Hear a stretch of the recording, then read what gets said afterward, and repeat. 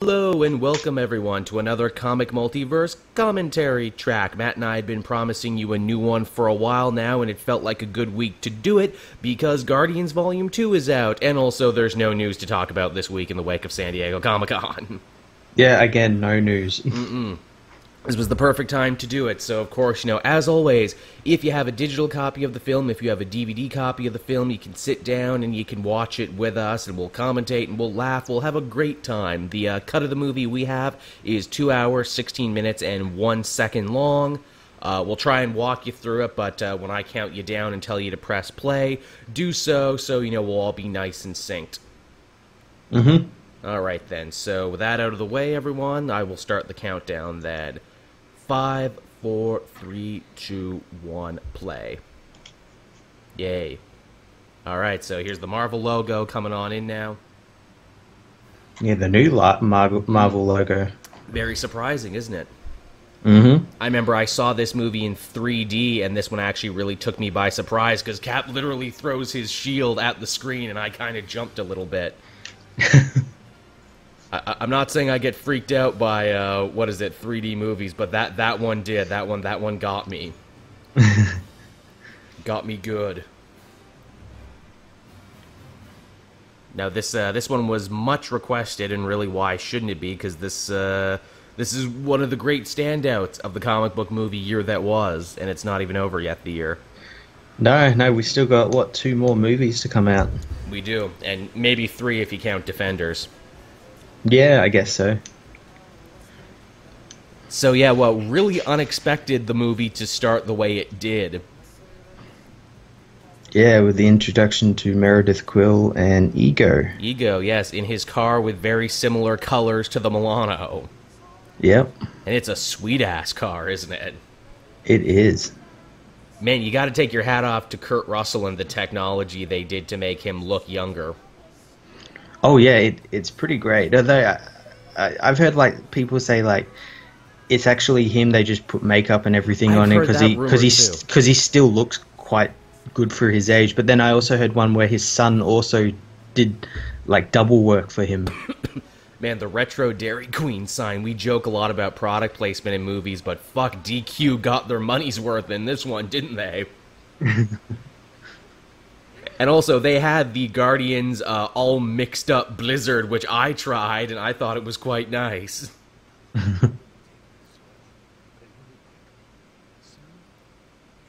Yeah, it was an interesting idea to make Ego more or less the villain of this piece, but I actually think they turn him into a villain quite easily.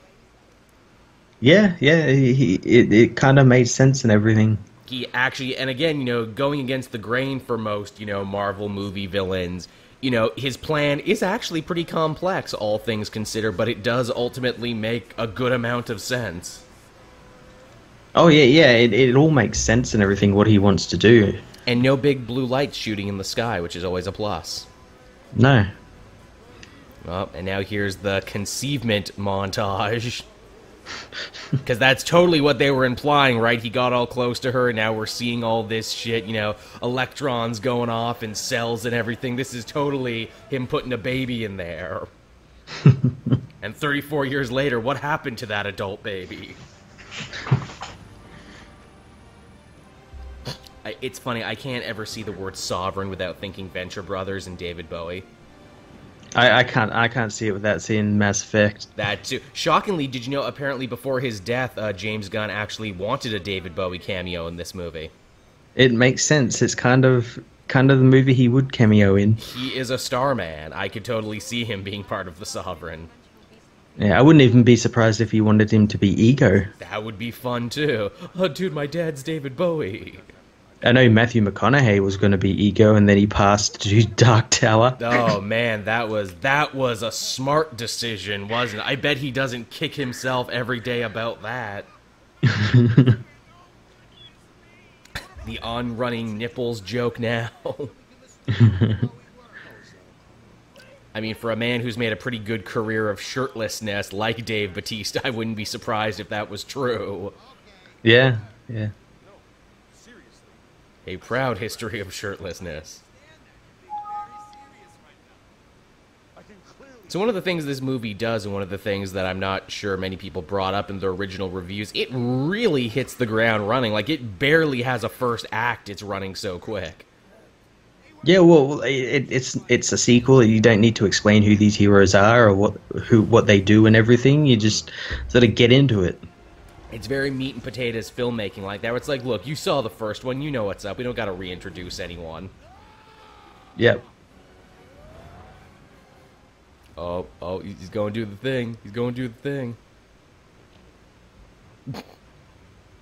Again, big climactic fight in the background. No, this is more important. Baby Groot is the most important thing right now.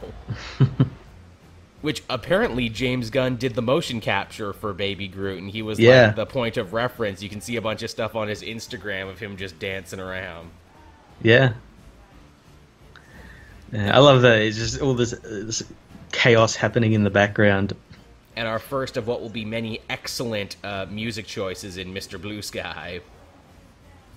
Yeah, this one had quite the good music selection. Maybe even better than the first. It's rough, isn't it? That's like a Godfather 1, Godfather 2 thing there. Which one was better? I don't know. It comes down to taste. There's a lot of really good tunes. Yeah. I mean, you could argue music was even more important in this one because, again, the song we heard at the beginning, Brandy, is quite literally the backbone of the entire film and informs the motivation for both Peter Quill and Ego. You know, it's funny that the guy that wrote that from Looking Glass was like, hey, that's pretty cool. I never really meant the song to be that deep, but that's pretty cool. I was just writing about a waitress I wanted to bang, but all right, that's pretty cool. I'm glad you blew it up to space opera levels. Thanks, guys. I wonder a lot of the older bands in this movie from like the 80s and 70s when they get like their little royalty checks. They're like, "What the fuck is Guardians of the Galaxy? And why did they give me such a big check?" Yeah, Jesus, what the hell happened this week? Like, oh, I've been collecting like $25. I've been collecting pennies, and suddenly out of the blue, I get this huge windfall. I mean, assuming most of those artists even own their songs anymore, that was the era of record companies screwed me out of the rights. Yep. Also, too, Guardians back in their more bluish regalia, which is closer to their comic counterparts and closer to what they were wearing at the end of the first movie. Mm-hmm. It's nice continuity. Mm-hmm. It's a nice twist, too, on the dance thing, where it's like, you know, obviously Guardians 1 opened up with a big dance number. This one opens up with a dance and a fight number. I can only assume for the third one they will have to do a similar dance number. Yeah, that'd actually be really cool, and sort of, like, just keep the trilogy together, is that they all kind of start the same. It's their Indiana Jones, like, pre-action sequence. It's their 007 shoot into the camera thing. Yeah. I dig it. I mean, I guess Drax will have to dance in the next one. He doesn't dance. He doesn't, though, so it'll just be him standing there fighting the urge to. Because you're right, man, that's another thing they bring up in this movie. There are those who dance and those who don't. Mantis strikes me as a dancer. If she stays on the team, she can dance.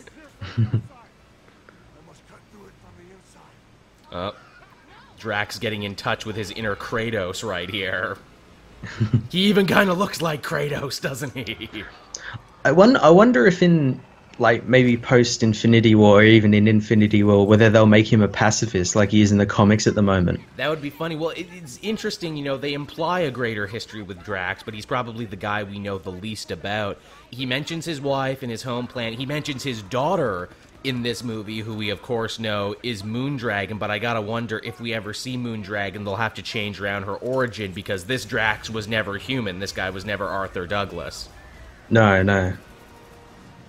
Although, hey, wouldn't it be funny if in Infinity War or something they go to Earth and it's like, okay, you need a fake name. Who are you going to call yourself? Arthur Douglas. Well, that's the thing. Like, maybe like that all the characters get infected by some Infinity Stone, like the reality or something, and his is like a life on Earth with his family. Interesting. If we were ever to see Moondragon, like, I'm casting her in my mind, like, oh, who would I have liked to have seen play Moondragon? They're not married anymore, but Chris Pratt was married to Anna Faris. I would have loved to have seen Anna Faris join these movies as Moondragon. Hey guys, it's me. She'd have to shave her head for it, which would be unfortunate. Yeah, well, if Karen Gillian can. Yeah, that's right. Although, apparently, she didn't have to shave her head for this one. They actually built her a prosthetic headpiece so she could keep her hair. Yeah, and I think she had to just cut it short. Yeah, looks really good.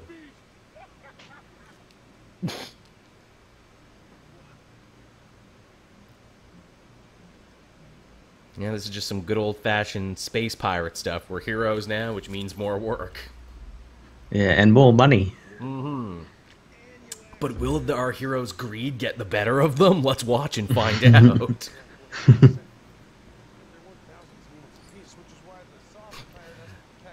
Units is the unit of currency in the space. How easy to remember. That's like the unit of currency in like every sci-fi, that or credits. Credits, yeah. How many credits? Credits will do fine, Matt. Of course, your Republican credits are no good out here in the Sovereign. No, I didn't know this when I first saw the movie. Someone had to explain this to me. But Aisha, in the comics, was known as Her, and she was like a counterpoint to Adam Warlock, which makes sense because we see Adam Warlock at the end of the movie. Mm-hmm. And these kind of like... These guys kind of come off as like the church of... Universe, what is it? Yeah. Yeah. Yeah, like weird... That's pretty much what they are. They're a little of everything, you know. That's kind of what's cool about these Guardians movies is that, you know, they don't look like they honor the comics, but they actually do pick a lot of pieces from all over the place. It's almost Batman the Animated Series-esque, where it's like, you know, we're going to take everything from every era. Mm-hmm. Nebula, just one of the many characters who gets a beefed-up role in this movie. Mm-hmm. And I imagine she will in Infinity War as well. Yes, she will be back for that, which is cool. Hell, apparently James Gunn liked Nebula so much, he's like, hey, you know, wouldn't it be cool if we did like a Nebula spin-off movie? Mm-hmm.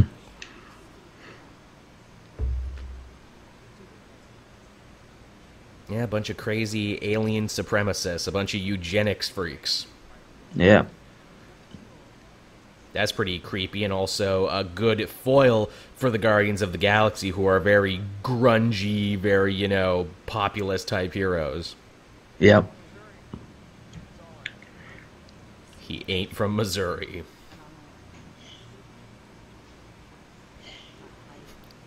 Your genes offend me, and I also don't like how you were born.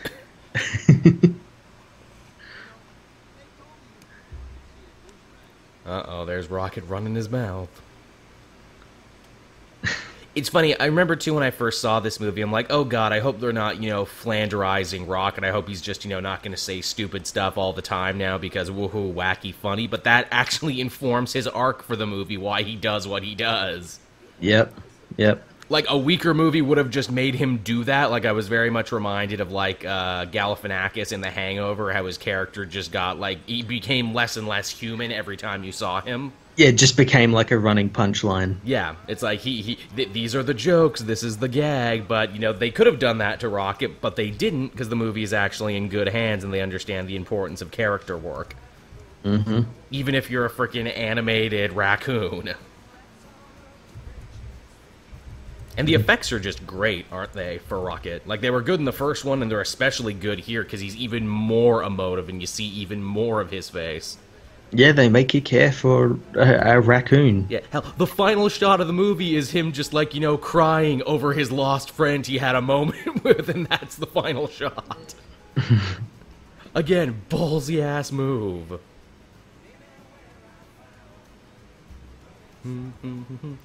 It's hard not to just sing along, right? But I'm trying not to because I want to try and put this up on YouTube, and I don't want the copyright ninjas to come after me.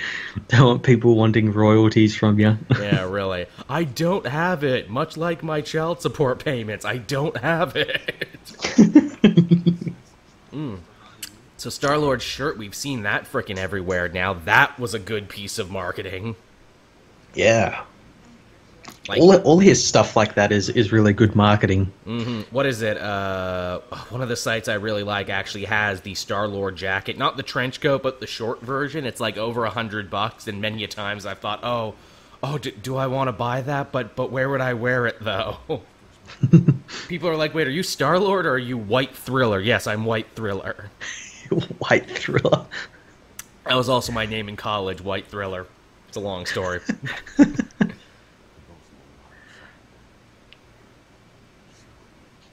Drax, who has learned to laugh since the last movie, doesn't take himself as seriously, but still lacks a lot of social graces. Yeah, well, he laughs at like everything. Mm-hmm. So he doesn't know how to laugh properly. Yeah, so he doesn't even really understand what comedy is. It's just people laugh, right? You need to find a woman who is pathetic like you. And even when he's trying to be supportive.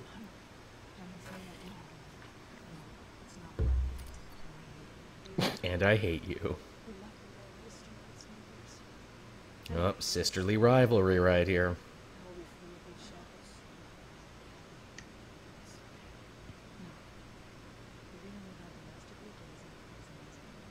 See, now Matt and I are just watching. This is the problem with doing a commentary on a good movie. It is. It's just hard not to just keep watching it. I'll say this, too. This is my first time watching it on my device because we got the digital copies and everything. Holy fuck, the colors look great on this. Oh, do they ever? Like, goddamn, like, if you have a really good TV to watch this on, this will just blow your dick off. It's so good. Yeah, I don't have one, but I'd love to be able to get a 4K TV and Blu-ray player just to watch this film in 4K, because it's been released in 4K. Yeah, because they shot it on, like, those, what is it, Sony Digital Reds or whatever? This was like... They shot it on a bunch of Aries, 4K Aries.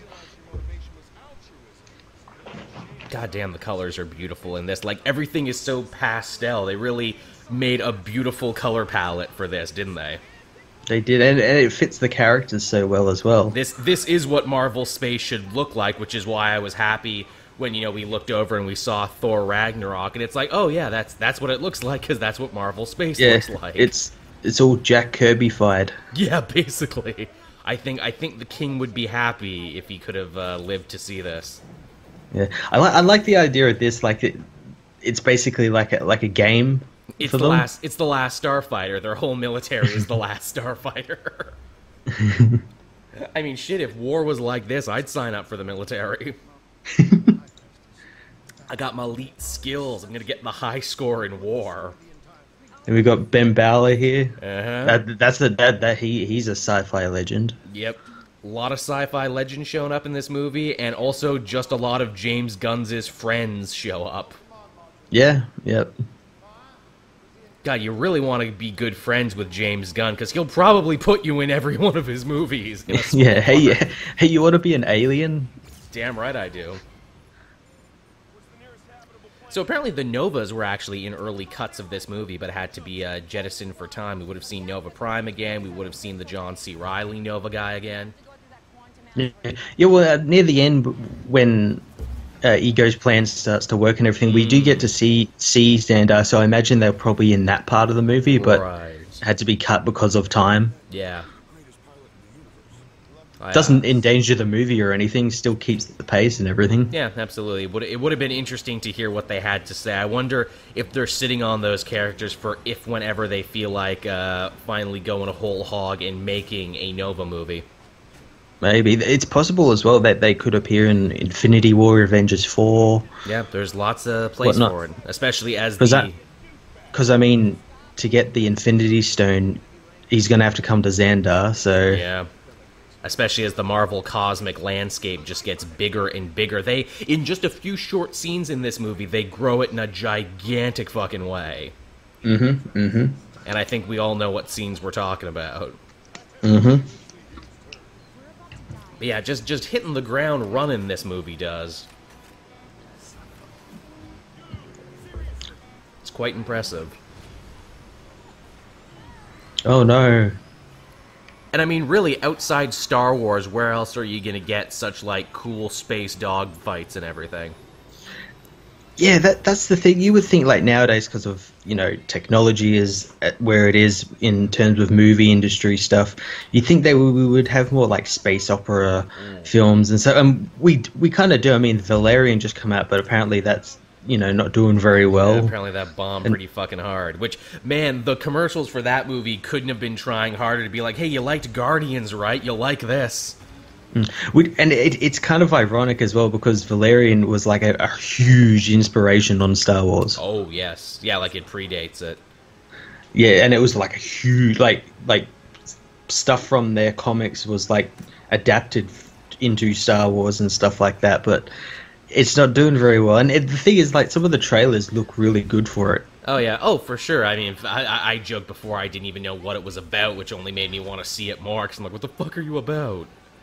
Yeah, well, it's like a French comic or something, so it's kind of understandable you wouldn't know what it's about. Exactly, which I love. All the commercials still had the gall to be like based on the world famous comic. No, you mean the France famous comic. You mean the Europe famous comic, which that happens a lot. There's huge like European comic hits. Like Dylan Dog was a huge Italian comic. Yeah, well, that's the thing. They're just trying to cash in on that comic book craze that's going along at the moment. And by saying that it's a huge comic book that you've never heard of, we assume the general audience will go, well, it must be pretty big if it's getting a movie. I thought because it was French, I thought you were going to say, "Je gêne public does not know about it." Oh, n'est-ce pas? Again, too, because we were comparing this to Star Wars and everything. We have Han Solo coming out in the near future, which is ironically also about a team of scrappy space pirate smugglers. Would it not be hilarious? And again, I'm willing to put some money on this. I get the distinct feeling Han Solo will take a little inspiration from Guardians when we see it. Yeah, maybe.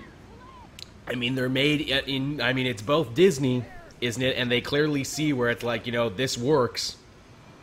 Well, I know Ron Howard is doing it as he's approaching it as like a space western. Yeah, that's cool.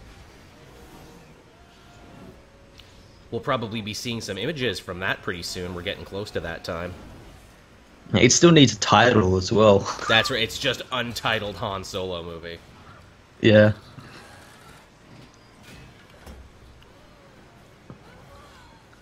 And now we're into the Looney Tunes segment of the film. Waka Waka. Next, they're going to drop some anvils on them. Well, this is the only like type of scene you can have with like a character like Drax because he is superhuman. He's basically Space Hulk, except for all those times Hulk goes to space. And then he laughs it off. Yep. Haha, I almost died. He's having a good time. He's passionate. You can feel it. Ow, ow, ow. I'm reminded of Homer Simpson falling down the gorge. Woohoo! Ow! Ow! Ow! So right here too, the first of what will actually be plenty of like ballsy creative writing choices here. They strand the ship, they take the Milano out of the equation for a good chunk of the movie, and then they see fit to separate the team this early into the sequel. Much like Empire Strikes Back. Yeah, you could really draw that comparison. Because again, it's like a weaker movie wouldn't have been able to make this work, but they actually do make it work and end up having two really hard-working A and B plots. That sets up a lot of characters for the future as well. Indeed, and dovetails at just the right time for them to all come back together in the story.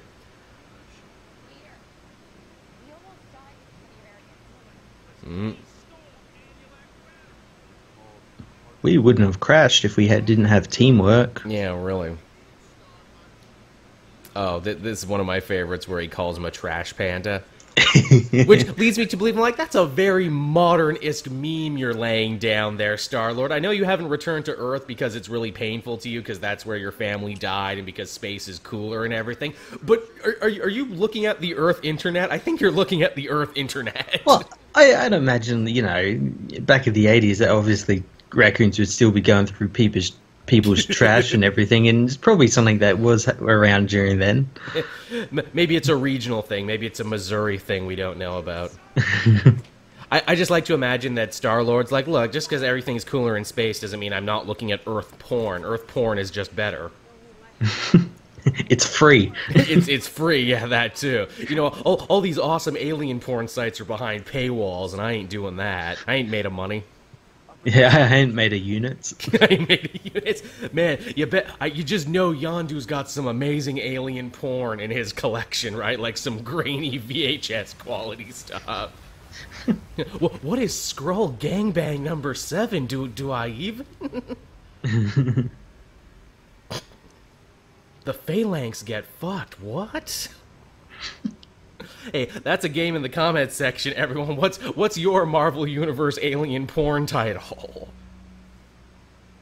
There's more than enough races. Yeah, so I really didn't think they'd put Mantis in the sequel, but they did, and she ends up stealing just about every scene she's in. Yeah, I think they wanted her in the first one, but they couldn't like work out how to properly do her. So this is actually a really good way to introduce her. It is. Oh, now this might be one of my favorite scenes in the movie. Contraxia, the hooker planet of snow. But it's fine. They're robot hookers, so no real, like, sentient beings were at Howard. Yes, Howard the Duck. Back again with Seth MacFarlane. But yeah, it's okay. They're robot hookers, so no real sex workers were harmed in this. It's all fine and perfectly Disney. It's fine. It's a magical hooker planet of neon and snow. Doesn't this planet look fucking awesome? It does. Also, nice joke there, James Gunn, calling this planet Contraxia. Yeah, I bet you're contracting a lot of shit on the robot hooker planet. God, space VD must be horrible. Oh, hey, also, we just saw, the Scottish guy from Sons of Anarchy and Smoking Aces and a bunch of other movies. Yep. He gets a role in this for the short amount of time he was in it. Again, which leads me to believe he must just be one of James Gunn's friends. Yeah, he probably is. He's also a character actor. That too. Hard-working character actor. Yeah. Hey, look, it's Starhawk. Starhawk. Man, when I saw this in the theater originally, I'm like, my mind is blown right now. Sylvester Stallone is here in a Marvel movie as Starhawk. And there in the background, Martinex, played by Michael Rosenbaum. Yeah, like, they just don't get nobody actors to play the OG Ravagers. They get, like, actual respected actors who could star in their own movie, and they might. Yeah, by the sounds of it, they probably will, and I hope they do. It's a really great idea, too, being like, look, no, the Ravagers isn't just one group that Yondu leads. It's like a biker club. There's chapters all over the place. Yeah, and then he got taken out of the Ravagers, so he had to have, like, his tattoo carved off with a Bowie knife. Yeah, I had to, they took, one of those torches to his back in a garage. Oh god, we're molding the Sons of Anarchy universe and the Marvel universe together. There's some foreshadowing right there. You'll never hear the horns when you die. The lights will never flash over your grave. If only we knew, right? What strong foreshadowing that is. Now give us your badge and your gun, and also your Subway discount card. You're out of the Ravagers. You can have my badge and my gun, but I'm keeping my Subway card. You can pry that from my cold blue hands, Rocky. Et tu, Crystal Man. And here's our secondary villain of the movie, Taserface. Yeah. Maybe even third, because we got the Sovereign, we got Ego, we got Taserface. A lot of the Marvel movies have trouble just balancing one villain. Here we actually have three really strong, really well-defined villains. Mm-hmm. In fact, it was a good year for villains in comic book movies all round, wasn't it? Yeah, it was pretty good, except for, Ares. Yeah, but it's hard to believe. It's like the movie was doing fine until he showed up. It's like, oh no. I liked you more as an abstract concept than when I actually saw you, but we'll save that for the Wonder Woman movie. Another killer bit right here.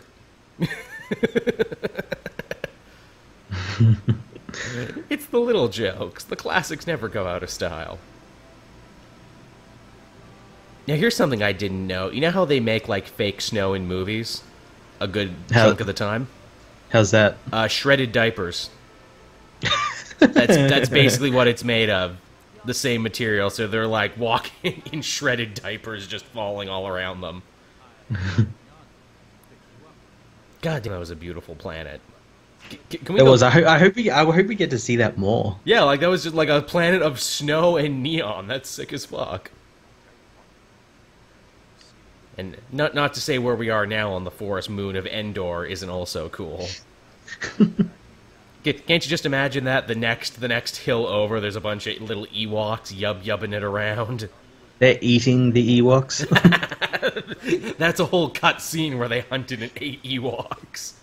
Yeah, Rocket and Drax went and hunted them. Yeah, they're all bony. Terrible flavor to these Ewoks. Needs more salt. Also, too, to see Ego eating, he doesn't need to eat, but he does it anyway. Yep. Again, that's visual storytelling. Triangle face monkey. My face isn't a triangle.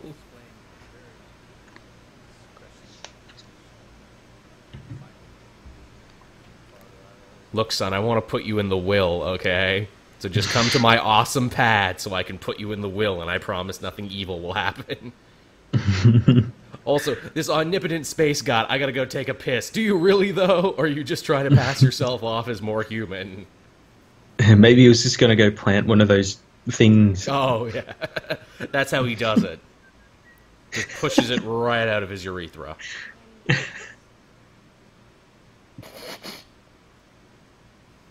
That's a good attempt at a smile.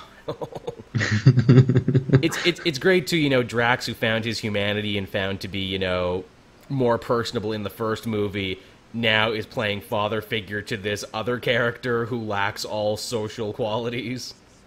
Yeah, she lacks them all, but she can also feel them all because of her powers. Yeah, it's really interesting to put them together. It's like, look, I know every emotion in the spectrum, but I do not know what they mean. Again, it's a really smart idea to team them up. It's a practical joke. You almost got maimed. It's funny when something bad happens. And I'm just happy you're happy because I'm an empath and that's my thing.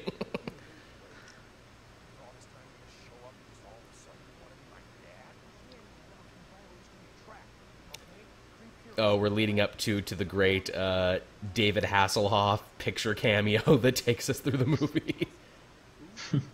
You mean Zadu Hasselfrau? Zadu Hasselfrau. Ah, yes, that guy. It wasn't a magic boat, it was a talking car. It's amazing to think Hasselhoff is such a big part of these movies now, from his tangential hooked on a feeling connection in the first one to him actually being a super big part of this movie as well.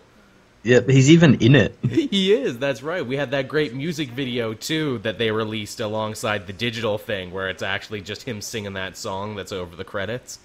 That's great. It's about the movie, but not about the movie. It's great. And a bunch of the actors show up in it.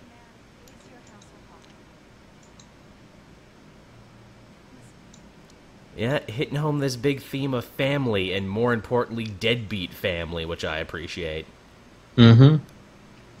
Gamora and Nebula got a deadbeat dad in Thanos. Star-Lord has a deadbeat dad. Rocket and Yondu, as we find out, have no family, which is why they're kind of assholes and why they're afraid any familial connection, because they're used to only fighting for themselves. Yep. Drax lost his and is now making a surrogate family with all of them, even Mantis. And, you know, Groot's a baby, so that's that. Mm-hmm. Because I'm wise. Yeah, he's kind of got a point there, Peter. Yeah. But he's my dad, though, possibly.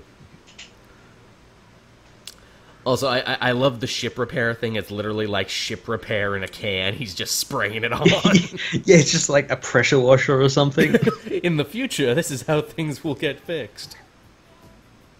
I hope when like Rocket meets Tony Stark, like in the comics, like he just laughs off Tony's technology as like inferior, like he does in the comics. Also, hey, our first round of Stevie Nicks' Break the Chain, Fleetwood Mac. Mm-hmm. We'll hear it again during the fight scene of the movie, which is funny that it's the only song that shows up twice. Mm-hmm.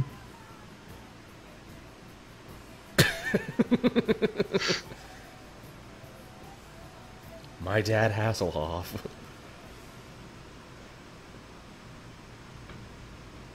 Ah, the great space egg. So majestic, isn't it, Matt? Flying through this air.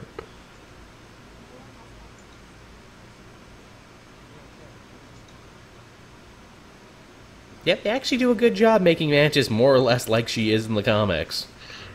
Yeah, pretty much. I think they keep just enough.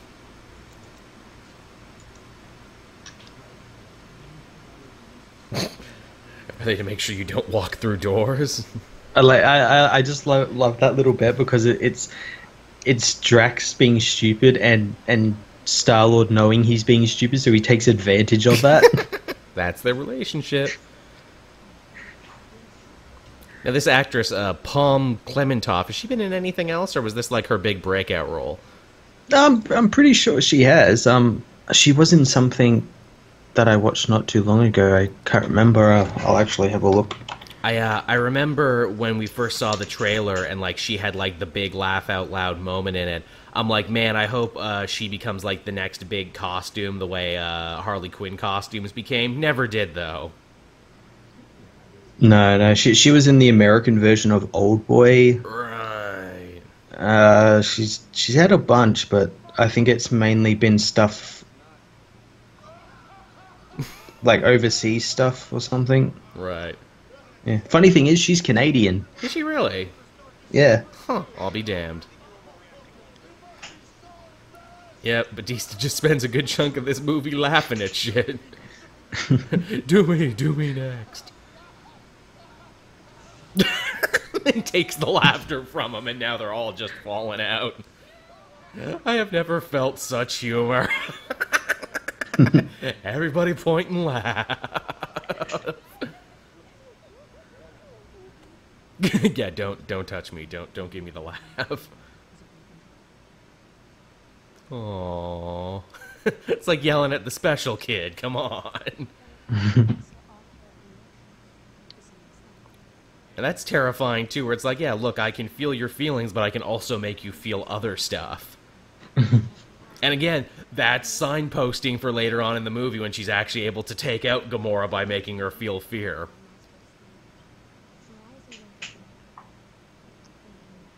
Yeah, it's pretty powerful power. It is. It doesn't seem like much, but, you know, used in the right way, you could probably take out most people. I mean, hey, I would love a human ambient to help me sleep sometimes.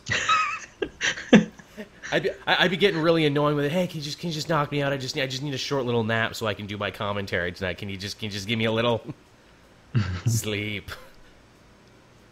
Yeah, can you alter the times on that? Can I sleep like just for maybe 3 hours? Because I don't want to sleep too much and be cranky later tonight. And she'd just be like, "Nah, you're really abusing this."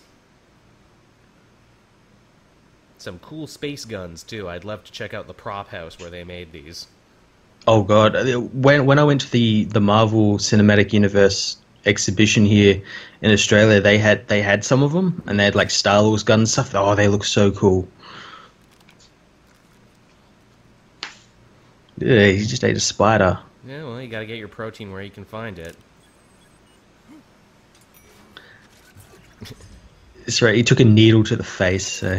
Yeah. He used to be an adventurer, then he took a needle to the face. Also, man, really going to show how good in a fight Rocket is, where it's like, look, I don't even need to touch you, I'm such a crazy adventurer, I'll go friggin' Rambo on your asses. Bring all your armies, bring all your legions, ain't gonna do shit to me. Yeah, he's going all Kevin McAllister on him. Oh, yeah. Home Alone, The Woods. Hey, there's a sequel they should have made. Home Alone minus the home.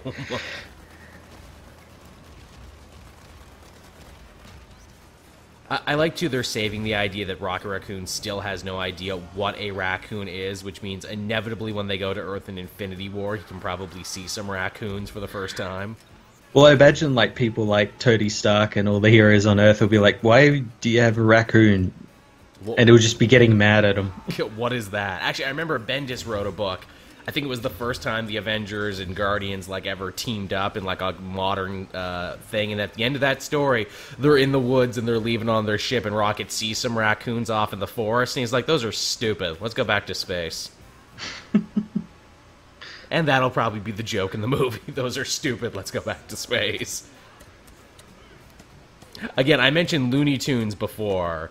This is totally like a Roadrunner Wile E. Coyote moment, how he takes them all down.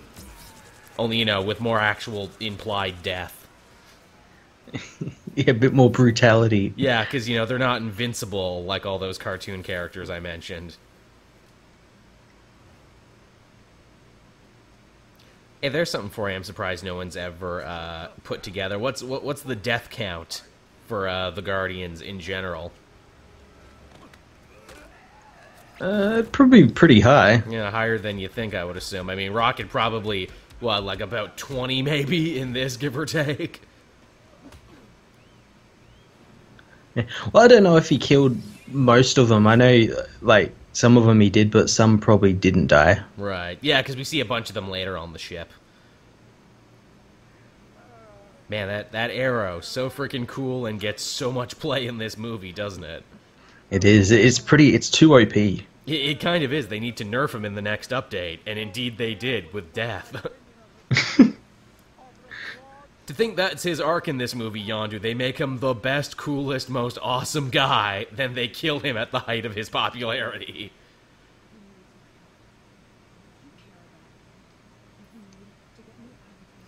Would you really help, though? I don't know. And again, keeping up the whole heroes of questionable morality thing, where it's like, look, I was totally ready to bring you in for the reward money, but no, I didn't want to kill you or do any of this other stuff. And you also can't fault a lot of his followers, too, where it's like, yeah, it seems like you do have, you know, Quill's best interest in mind and not ours. He's the one who left, and we are also a weird surrogate family, and you're being a father who's playing favorites right now. Yeah, and they're like, hey, we kind of want to get paid for our work. Yeah. I mean, it's really apparent in Kraglin, who, of course, betrays Yondu here and then later says, I'm sorry, I did a mutiny. Because he's totally... they killed all my friends. Yeah, because he's treating it very much like the good son, where it's like, you know, well, I stayed and he left, though, but why do you keep favoring him over me when I'm supposed to be like your right-hand man? Yeah, that's pretty much what it is. Yeah. And again, gets a fuck of an arc for, like, not even, like, a minor character, but Kraglin gets a full arc in this. Hey, and James Gunn's just watching out for his brother, make sure his brother's got a career. Yeah, exactly, making sure his brother gets work. Which, hey, if they do a third one, and obviously they will, I guess Kraglin is now the de facto leader of this chapter of Ravagers. Granted, most of them are dead, and he's the only member. I think Peter is, because I think they say it at the end, like after when he gives him the Zune. Right.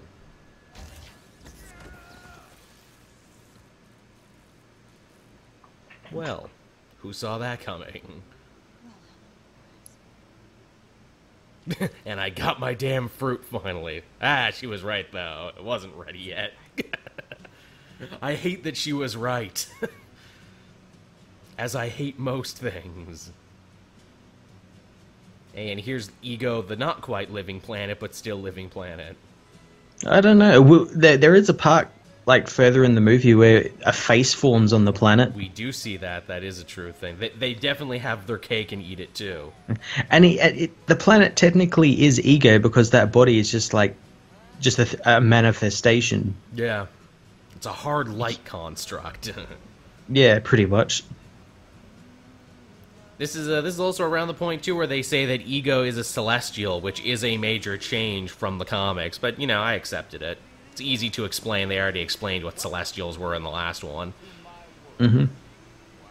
I mean, is Celestial just going to be the catch-all word now for any, like, super crazy, powerful, eternal character? Well, the thing is, like, can you really trust Ego in him saying that, though? That's true. He could be just saying that just to like make everyone feel safe about what everything on the planet is. Right, make himself look a little bit more important and a little bit more altruistic. Yeah. Yeah, you're right. I mean, I never even consider that, Matt. He could totally have just been lying. Yeah, well, I mean, he lies about everything else. Yeah, it's true. You know, who's to say, yeah, why would he tell the truth about that one thing? It's a beautiful looking planet, though, isn't it? It's a sci-fi wonderland, you could call it. I don't think those fish want to be twirled around like that. I don't think they agreed to that. Help us! We used to be people. He turned us into fish. They're all the corpses of his other children. Oh no! Yeah, see, upon you know, repeated viewings, this all gets much darker and creepier, doesn't it? And now, welcome to my Hall of Me, where I, you know, talk about my favorite subject, which is me. I'm not self-involved or something. I like. Did he have this like set up for like if people just come to the planet? He's like, "Come learn who I am. Come on, quickly." Yeah, really. He has a whole friggin' slideshow devoted to him, the alien equivalent of a slideshow. And in the beginning, there was only me.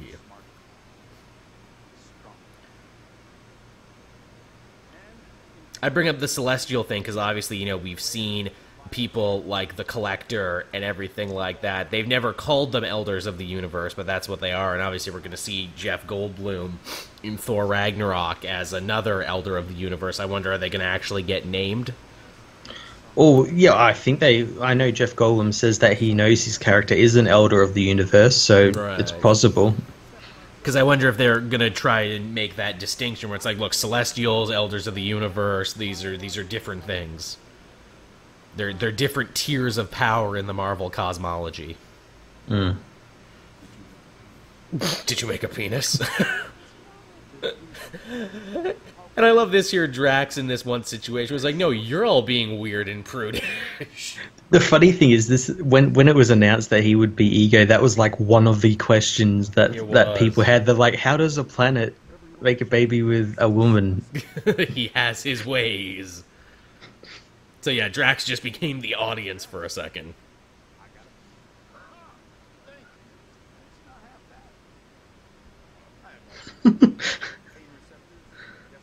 Yeah, it's like, hey man, I got it all. I'm more human than human. I'm the best at being human.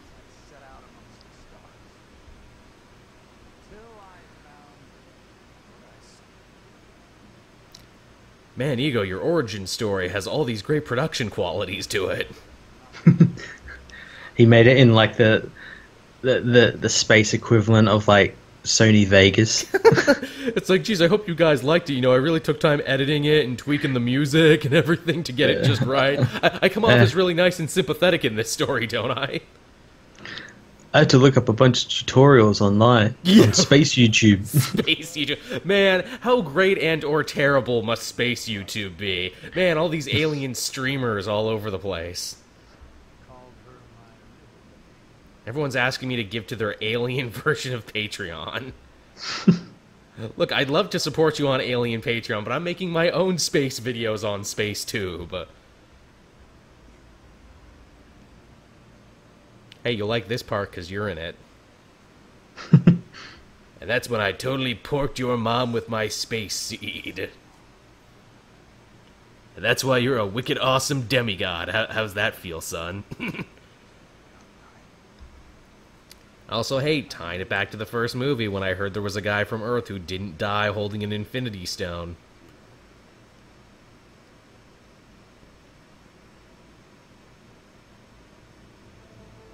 Peter eventually asking the important questions of, hey, if you knew Mom died and you knew all this other stuff, why didn't you come back for me? Why did you hire a weirdo like Yondu to pick me up?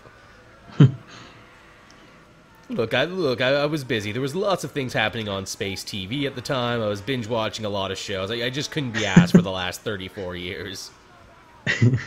But hey, you turned out my egg ship was in the shop. For 34 years. Oh, bye, character actor. I was shocked they killed him off because I'm like, no, but he's got a face and a name, and oh, he's gone now. Stakes. Yeah, stakes are high. Anyone can die, even if they are beloved character actors. That's gotta be a shitty way to go. Like, that's up there in top 10 shittiest ways to go, freezing to death in the cold, unforgiving vacuum of space. Yeah. This is also probably one of the more realistic interpretations of dying out in space, too, where it's like, no, you wouldn't, like, suffocate, you wouldn't blow up or anything. No, you'd freeze to death. It's cold out in space, and no one can hear you scream.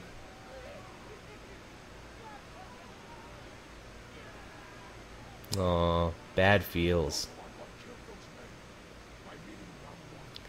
Now, I could be wrong, too, but Taserface, he's also someone from the comics, too, but he was part of, like, a weird group of aliens called the Stark that, like, worshipped a bunch of, like, Iron Man tech that fell on their planet.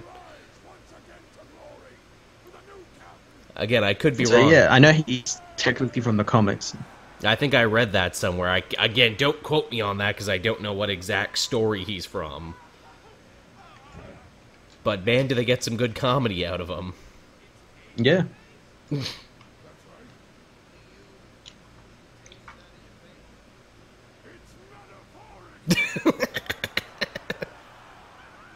Again, we got comedy villains, we got serious villains. This movie's got it all.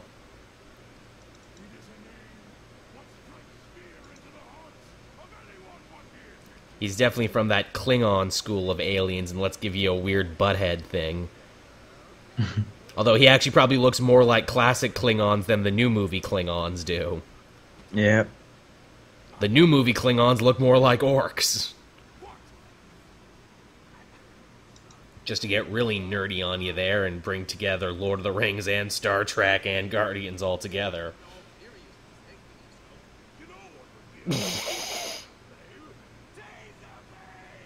Bradley Cooper actually being one hell of an impressionist, all things considered.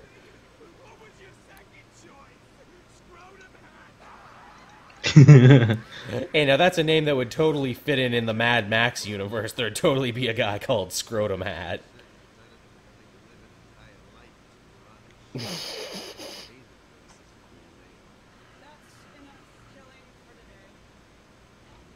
Oh, who really runs this ship?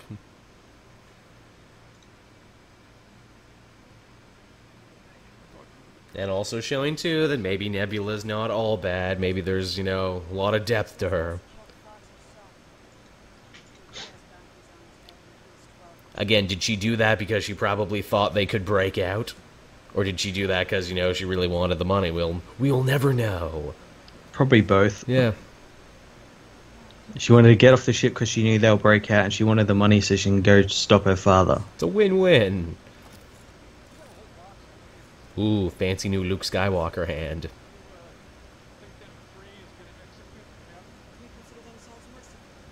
No wonder if Bucky will end up getting like a space arm. It'd be funny. We got a lot of characters with space arms now. I wonder if, you know, him and Nebula could ever meet up and talk shop about their space arms. Yeah, well, I know Rocket would probably want his arm. Yeah, I need it. No, really. Oh, now here's the sympathizing of Nebula going on. This is why I am the way I am. This is why I'm a weird robot person. Yep. And turns out I'm actually super sensitive about it. And also kind of throwing Gamora under the bus a little bit here, going, you know, why was winning so important to Gamora time after time?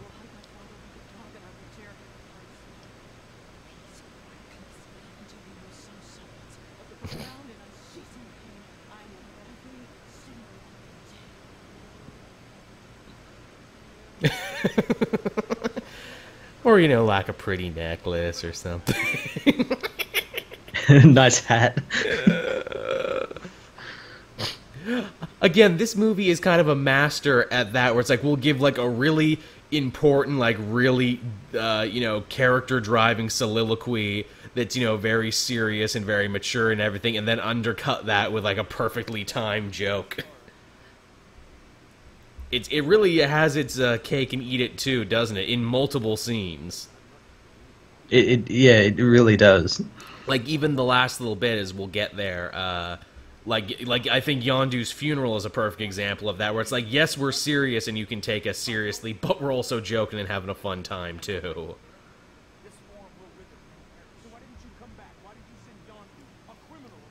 Now, here's an idea I think you were kicking around to me, too. You know, because he's part celestial or something, Peter, he can control the elements on this planet, and yet one of the only things that Star-Lord doesn't have in the movies that his comic counterpart does is the element gun.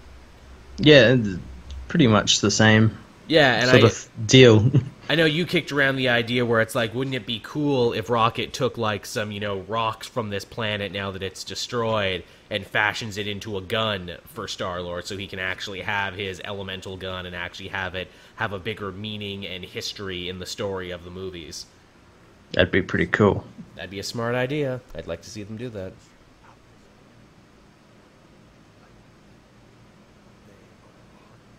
We're also heading into the father-son catch moment, but, the space opera version of that. You see everything the light touches, Peter? One day that will be yours. Yeah, but only if you let me use you as a battery. Yeah. But what about those shadowy places over there? You go, oh, we don't go there. Those are the Dark Lands, the Fox Lands. And then they all just gather around and sing Circle of Life.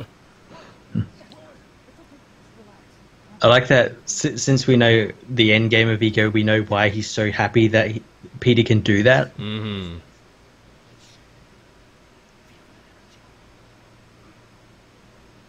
I like having powers too. What's Peter's end game for that? Where he's just like, oh, I'm gonna build some crazy shit. I'm gonna have Skeletor and Pac-Man, and I'm like, so Minecraft, you're gonna use your amazing powers to play World Minecraft, but for realsies. Hey, catch, Dad. I'm having so much fun with my deadbeat dad who abandoned me. It's everything I've ever wanted. Man, those backgrounds are pretty killer, aren't they? They really are. You really feel like they're standing there, when you know they're not. What do you think they were throwing back and forth? Do you think they were throwing like one of those orange tennis balls or something? Probably. Again, everyone has an arc, and now they're building up the Mantis arc of her eventually, turning against Ego and helping out her new friends. And Drax being the weirdest but, like, most needed teacher.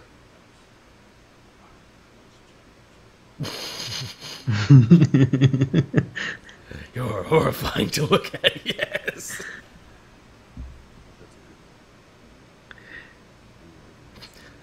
The Zen of Drax. He's laying down some truths. Yeah. I mean, he has a really fractured view of the universe, but it's interesting. Again, that's what happens when you have a fully fleshed out character. It must be a real challenge to write for Drax in these movies, but it must be really rewarding, too. And, like, just give credit to where credit is due for frickin' Dave Bautista. Probably second only to The Rock in terms of, like, wrestlers turned actors. Oh, God, yeah. I think he even, like, went to, like, acting school for, like, this role. He did. He actually, like, took a bunch of acting classes, and, like, he's actually taken this shit 100% seriously. It's paying off for him as well, because he was just in James Bond. He's in the new Blade Runner. He's in a bunch of stuff. He's got a bunch of big movie roles coming up for him, and good for him. He seems like a genuinely nice guy. And again, too, mentioning his daughter back there and how he lost her, which is why he's kind of sort of adopted Mantis as a surrogate daughter. I like that. Which would be interesting, too, if his actual daughter, Moondragon, ever came back in the movies to see, like, oh, hey, I come back and you already kind of have a fill-in daughter. The fuck's up with that? Yeah, like what would happen? Yeah. Again, lots of interesting places they could take these movies.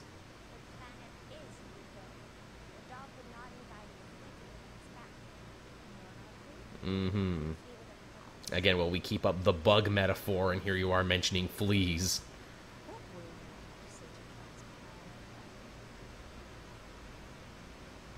Yeah.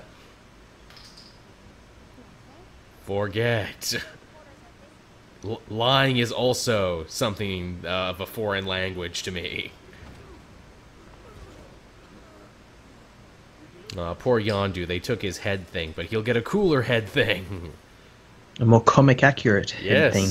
Which again, they didn't have to do that, but the fact that they actually wanted to give that to the fans, give them a cooler, more comic accurate fin thing, is sweet.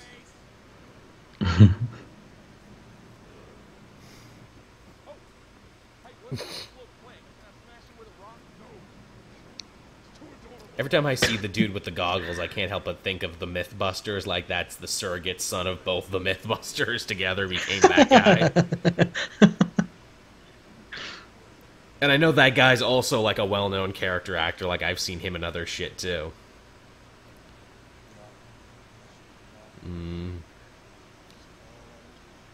Aww. And again, everyone gets backstory, everyone gets an arc, even Yondu. Yeah, we get to learn a little about him. He's a Kree battle slave, and that's pretty cool. Again, keeping up the idea of surrogate families. My own family sold me into slavery, but I found a new one with the Ravagers, and now we're kind of having a family falling out right now, which very much mirrors Rocket's own falling out with the Guardians. I mean, he says it at the end of the movie, I know what you're about, Rocket, because I am you, and this is your future if you don't change your ways. To think they get so much character and so much pathos out of the talking raccoon and the blue man. Yeah, it's quite amazing what they've been able to do with a talking raccoon. Yeah, that's movie magic for you. By those disgusting ass teeth. I think those might just be Rooker's real teeth.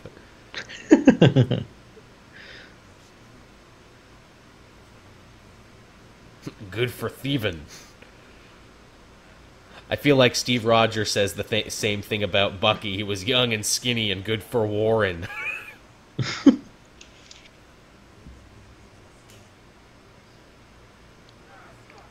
I like, what's their big torture for Groot? Turning him into a mascot, giving him a little outfit that he hates. No, I don't wear clothes. This is the worst thing ever. They should have given him a hat. A little hat. With hats. As we find out later, Groot hates hats. Not just on himself, on anybody, on principle. Oh no. Aww. They're being mean to the little tree. Look at him. Aww. Doing the sad walk.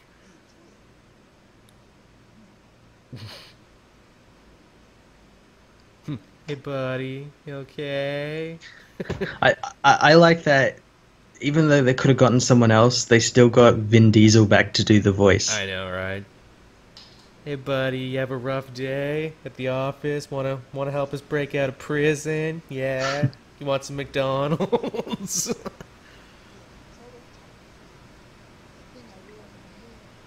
Also, too, when they shot the fin off, it's like, oh, that was a robot thing that wasn't part of his head, alright. Yeah, there's like a cybernetic enhancement or something. Mm-hmm, which apparently this universe is rife with. Hey, you know, the Ravager ship is pretty big. They don't all have to sleep in one big pile, but they choose to. It's more likely it's where they fall when they've had enough drink.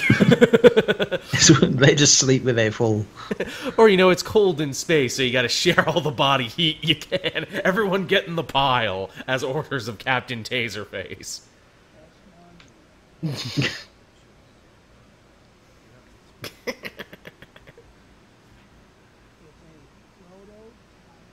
Finn. Get a lot of good use out of those space rats. They keep coming back. Just doing Pictionary. Okay, 2 words.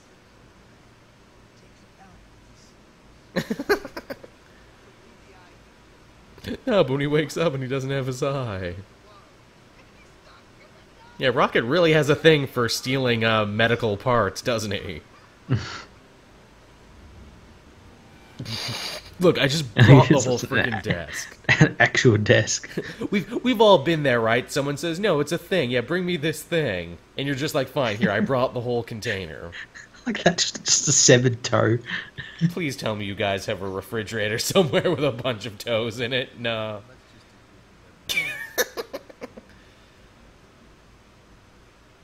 It's got this on it.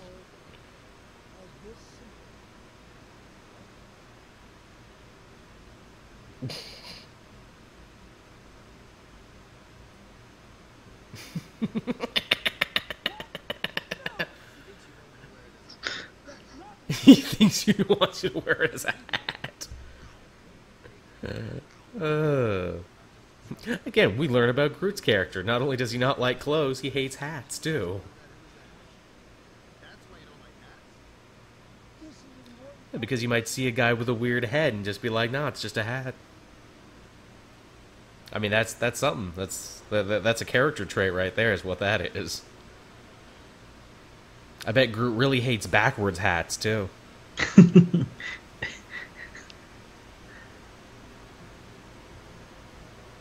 I'm trying to think how many superheroes are out there that he could run into who wears hats that he might not enjoy.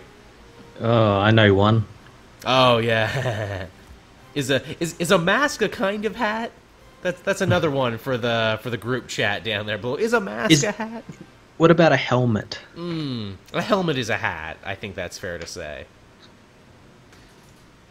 Now we're getting so he doesn't like Cap because he wears a helmet. Sometimes, but only sometimes. Now we're getting into like, is a hot dog a sandwich? Which it is not. Yes, it's meat and bread, but it is not a sandwich. Ravager salute. Sorry for doing a mutiny. Oh, shit. I like to, Peter's love of music is clearly infectious to everyone on the team. Yeah, I guess because it's something they haven't heard before. Yeah, not that Earth music, now they're all getting into it. So it's like the writers asked themselves, how do we top Yondu killing all those guys with the arrow in the first movie? This is how. Let's turn it not just into a cool escape action scene, but let's actually do something damn near artistic with it. Yeah. While listening to Jay and the Americans. Yeah. Which, again, Jay and the Americans are like, wow, what a great tribute to our song. Look at those very Han Solo-looking blasters they had. Damn it, if only we weren't such, heavy sleepers, none of this would have happened. Oh, there's the cool walking down the hallway montage.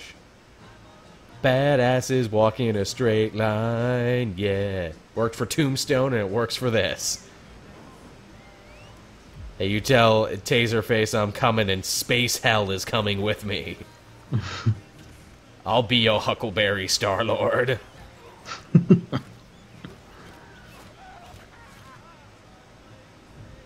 God, that's cool.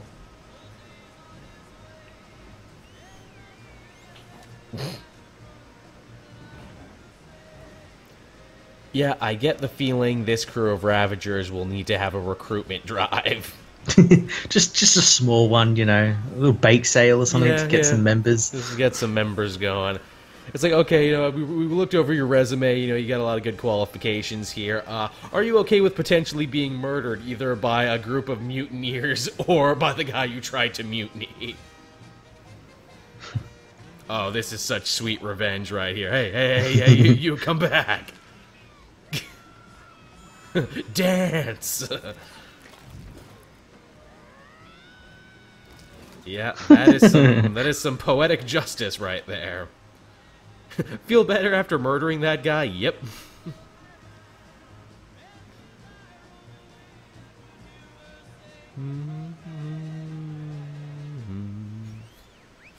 Yeah, this bit right here where it really kicks in. This is some cool shit. We get like the crazy top-down like Grand Theft Auto PC version of everything. Yep. And his kill streak is so high. For real. Sadistic killing spree. No one's even hit him yet. No, I know, right? I think he's playing with hacks turned on. He's shooting them through the walls. Rocket just got a little assist right there when he shot that one guy. He'll make it on the thing at the end, but just by a little. I mean, like, fuck, he's got like a triple S rank, double platinum right now. They will have to nerf Yondu in the next update. To think we actually did get a Guardians game, but it was like a Telltale game. I'm surprised they never tried anything else with the franchise. Yeah, I never played that Telltale game, but I heard it's kind of mediocre. I'm waiting for it to be done. I've genuinely loved everything I've played from Telltale, but they came out with so much so quick I couldn't catch up, and the general consensus I seem to be hearing is, yeah, they did too much at once. Yeah, well, I just bought the Batman game, the first season of it, and played through that, and it was okay, but they really need to update their engine. Yeah, like, desperately. Yeah, it's like, that's the thing too, like, I love all those Telltale games, but at the same time too, yeah, that engine, it's like, you've had this for how long now, guys? Yeah, well, it's been going since, what, before The Walking Dead started. Yeah, so it's like Jurassic Park. Yeah, so they just need to do something just to upgrade the graphics a little bit, and they'll be fine. What you think they could do, it's like, guys, you have the hottest franchises, you're raking in money hand over fist. Maybe they don't want to, because then that limits them being able to put out, 5 games at once or something. Yeah, that might be why they have it down pat at this point. I can understand that fear. I don't change a lot of stuff sometimes, because I'm like, no, but I know how to work this. Hey, look, the front of the ship was actually a smaller ship. It's like a Kinder Surprise of spaceships. We like ships and ships. I remember I saw a picture, like, someone, like, the screen rocket was flicking through, like, stopped on all the planets, and one of them was actually Hala. Yeah. Oh, hey, we got the rock guys from Thor and Korg. Yeah, Korg guys. Oh no, this is a pretty sweet effect. Don't they pass through, like, the microverse and, like, the Dark World, too? Pretty much, yeah. Again, hey, growing that Marvel cosmology in just a couple short scenes. There's your nightmare fuel, too, for the weak kids, seeing the characters get all distended and fucked up.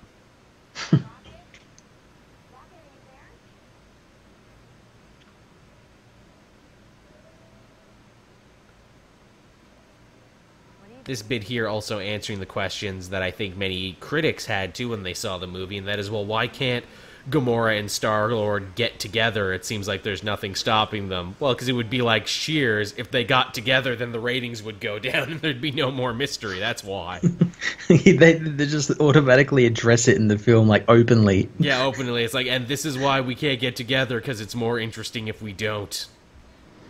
To which, again, it's like, that's some pretty big lampshading to be like, and this is why.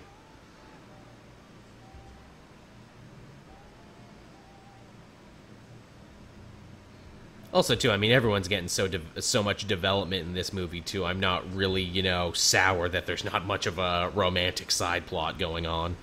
Nah, it'll come, but not now. I mean, like, not like every movie needs one. I feel like that's such a default for movies. It's like, okay, and what's your romantic side plot? Yeah.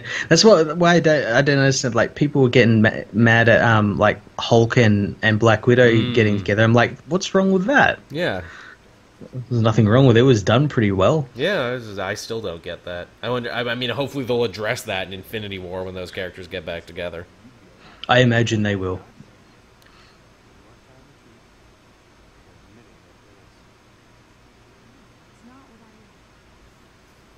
I hope, like, in the Bendis Guardians run, Iron Man tries to hit on Gamora. That would be funny. Well, it's funny, too, because, like, in the comics, Gamora had a much longer-standing relationship with Richard Rider Nova than she did Star-Lord. Mm-hmm. In fact, like, even as late as the Bendis run in Guardian, she was still kind of torn up about what happened to old Dick Rider. I am still forever entertained by that there is a character in the Marvel cosmology whose name is literally, when you break it down, Dick Rider. Dick Rider at your service. No, thank you, Richard, I'm fine.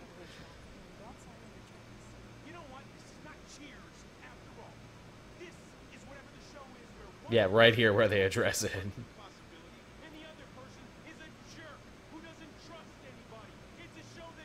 Yeah, trust issues, another big theme of this film. Everyone has reasons to have them. And I don't know what Cheers is. See, that's what they gotta have. Like, that's gotta be like a little side thing where, like, Star-Lord finds a bunch of old VHSs from Earth of old TV shows and makes the Guardians watch it, MST3K style. Or the reverence at which he talks about stuff from Earth, like they think it's like some crazy important, like, Earthling art artifact. No, it's Cheers. Or when he comes back to Earth, he finds out about stuff like Netflix. Yeah, just have his mind be fucking blown.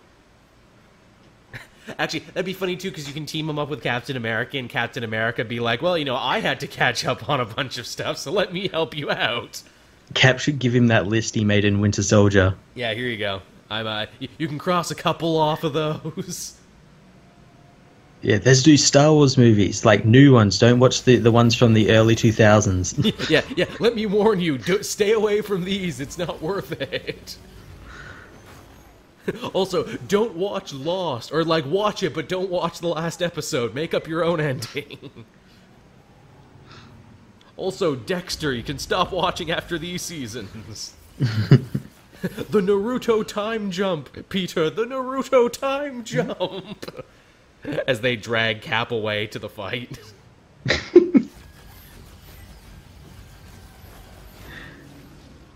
Yeah, and here's their little aside here to work out all their issues. The only way they know how, by attempting to murder one another. Yeah, the only way. This is healing! This is counseling and coming together! I feel much closer to you now. And again, when you eventually break down what they're fighting over, it couldn't be more sibling. You always had to win. You always had to be the important one. You never let me win any of the games. Yeah, really. And I'm still mad at you as an adult over this. Although, arguably, their stakes are a lot higher. You didn't let me win, so Daddy replaced my brain. Yeah, so I was literally tortured and mangled and turned into a robot person. Yeah, the abuse they suffered is a little worse. Which I'm sure is another reason why Gamora has such issue with what Quill's doing right now with his own dad. Where it's like, I finally found my dad, aren't you happy for me? Yeah, I had a dad, and he was a piece of shit.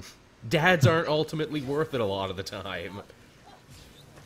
Yeah, she was right, basically. Yeah, and she was totally 100% on the money, too.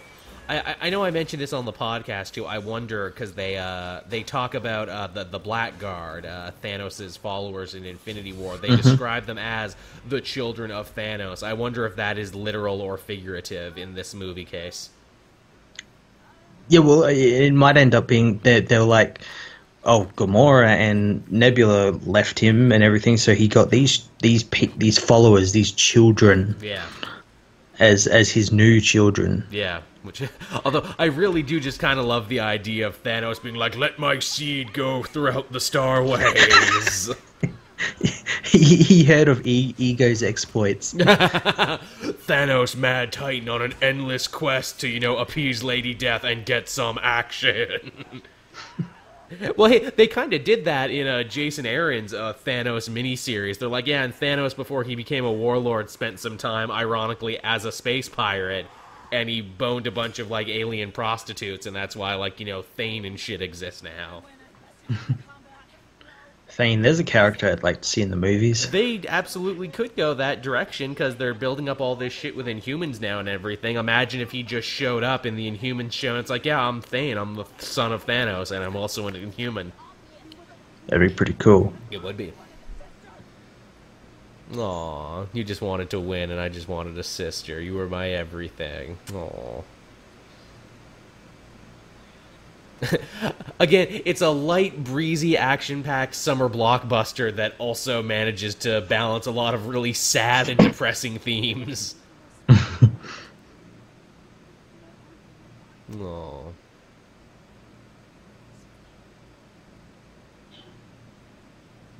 Man, Gillen's just fucking going for it in this one, isn't she? She does a really good job. You can tell that she's one of Gunn's favorites because she's written such strong material in this sequel. And hey, it's the trigger song of the movie.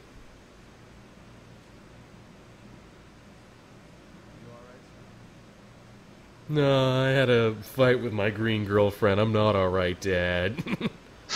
Can we talk about it?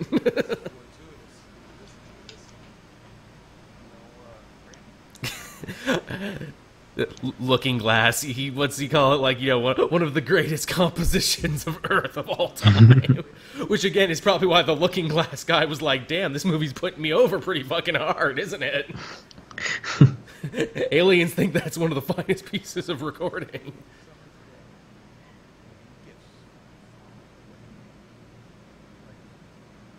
Yep.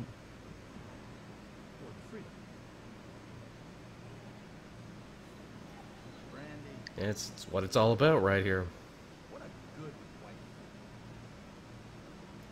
And again, you know, Russell does such a good job building Ego as a character, and, you know, they make sure to write him as being layered and complicated. When he says, you know, I did actually love your mother, and if I ever did come back again, I probably would have stayed, I kind of believe him when he says that. Yeah, he probably would. Yeah. But again, you know, he's so self-important and so self-consumed. I mean, his name is fucking Ego, for crying out loud. He only cared about himself and growing, you know, his greatness. I am immortal. I have inside me blood of kings. Yes, Peter, we are Highlanders. Hey, that's a movie he's probably seen, right? Highlander. Yeah. When did Peter get taken from Earth? Oh, fuck, I should know this. Highlander might have been a little after he got taken away. Yeah.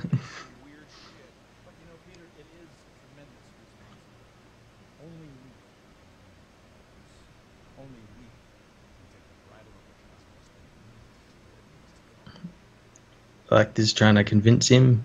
It's like, we'll do a little bit of genocide, but it'll be for the good. Just a little bit. You can't make a space omelet without cracking some space eggs.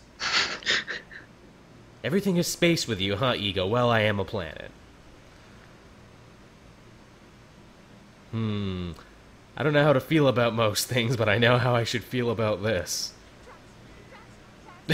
I love this is instantly where his mind jumps to. No, it's not gonna happen.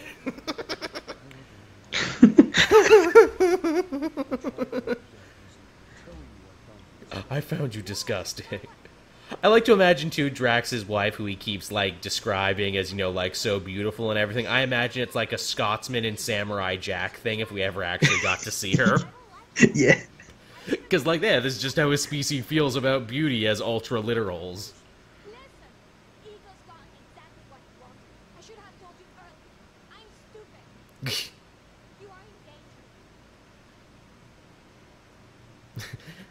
And the long, awkward walk back after just trying to kill one another. You started it. No, you started it. And here's the slow turn to villainy. Yeah, it's funny. I will admit, up until this time, you know, in the movie, like, I kind of thought Ego might be evil, but at the same time, too, they actually do manage to make it a somewhat pretty interesting twist, because you had Taserface, and you had the Sovereign, and you had these, like, red herring villains. Mm-hmm. It's like you forgot, where it's like, oh shit, we're an hour 30 in the movie, and they haven't, there's no reason for them to save the universe yet. Well, it's like, Peter probably would have helped him if he hadn't have said that he was the one responsible for his mother dying. It's a lot to think of, isn't it? I also like, too, when he hooks him up to the power and he gets, like, you know, he gets the quickening, to borrow another Highlander thing. He becomes one with the universe. He says, I can see it, I can see eternity. And obviously, as a Marvel nerd, I'm thinking, wait, does he mean, like, the guy eternity? Or does he mean just, like, the concept of eternity? Because both are plausible.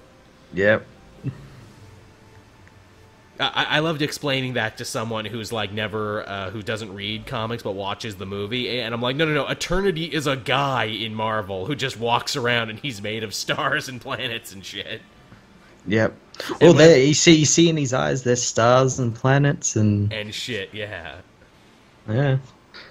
And I'm like, you know, yeah, whenever shit gets really hairy in Marvel, like frickin' Eternity will come down. I like this as well, just like a mass graveyard of all these children. And all these alien bones and shit.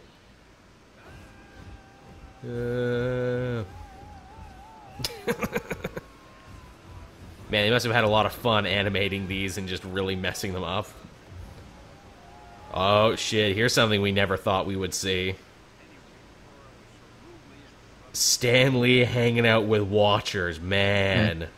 Also confirms that he's not a Watcher. Yes. Because he looks completely different. Yes, that long-held fan theory. Although, hilariously, he's talking about working for Federal Express, which was the first cameo I think he ever had in the Fantastic Four movie.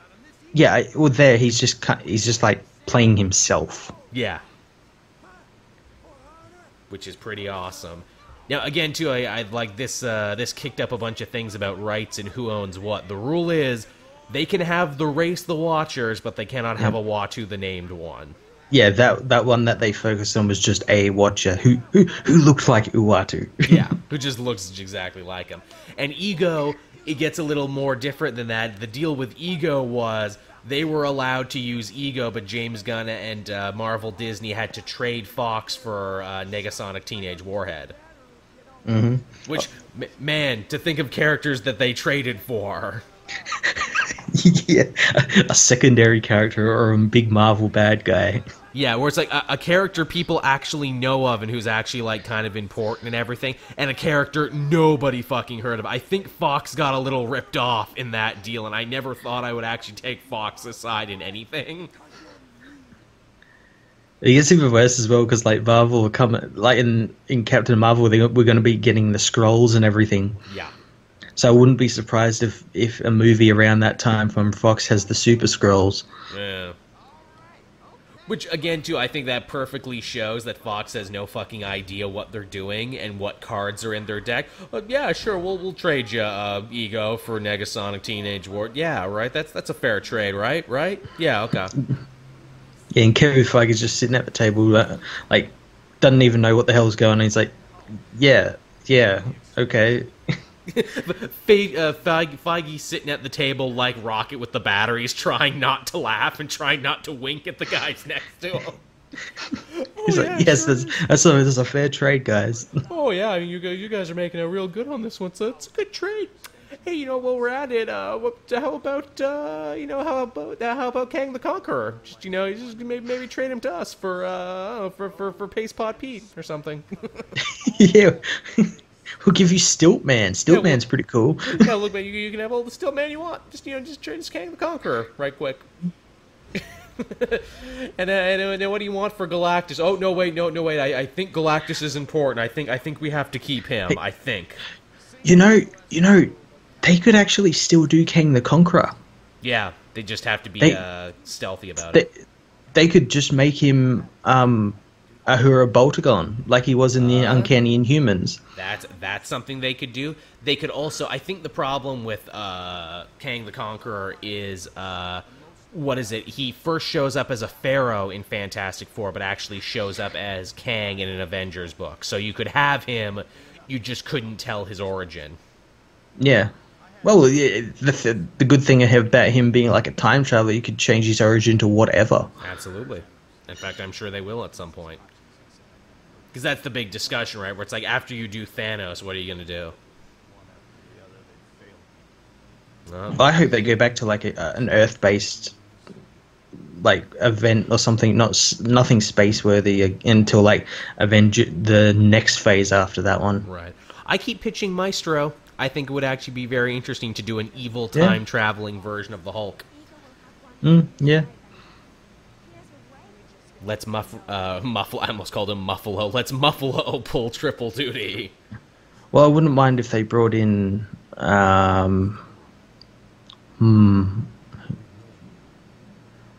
I'd like to see him do stuff like Mephisto or something. That'd be cool. Yeah, more magic based. I've said too, if you did do a time travel one, if you did do Kang the Conqueror, you should totally go meta with it and make it like Terminator, to where Kang wants to go back in time to Iron Man 1 and kill Tony Stark in Afghanistan so he can never have found the Avengers. That'd be pretty cool. And that means the Avengers get to go to the weird split timeline where Tony Stark died, the Chitauri attacked, and like Kang rules Earth now. Yep. And you can even have, like, evil, cracked, mirrored versions of the characters, like, you know, like Black Widow and Hawkeye join Kang's, like, weird Earth Guard now, because obviously, you know, they don't have S.H.I.E.L.D. anymore, and they never became Avengers, and they stayed weird assassins. Mm-hmm. That'd be fun. Yeah, you also got Dormammu. Ah, Dormammu, yes, that's right, yeah, we saw Dormammu in Doctor Strange, and he's still out there in some capacity. Mm-hmm.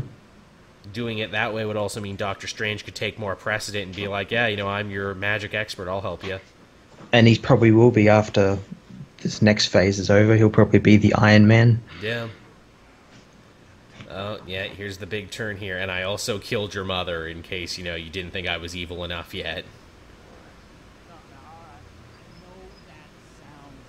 It sounds really bad.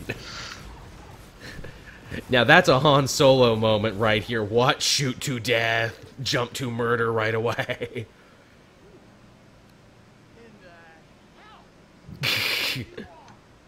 Okay, now look, you got that out of your system. That's fine. Now we can work through this, right? No.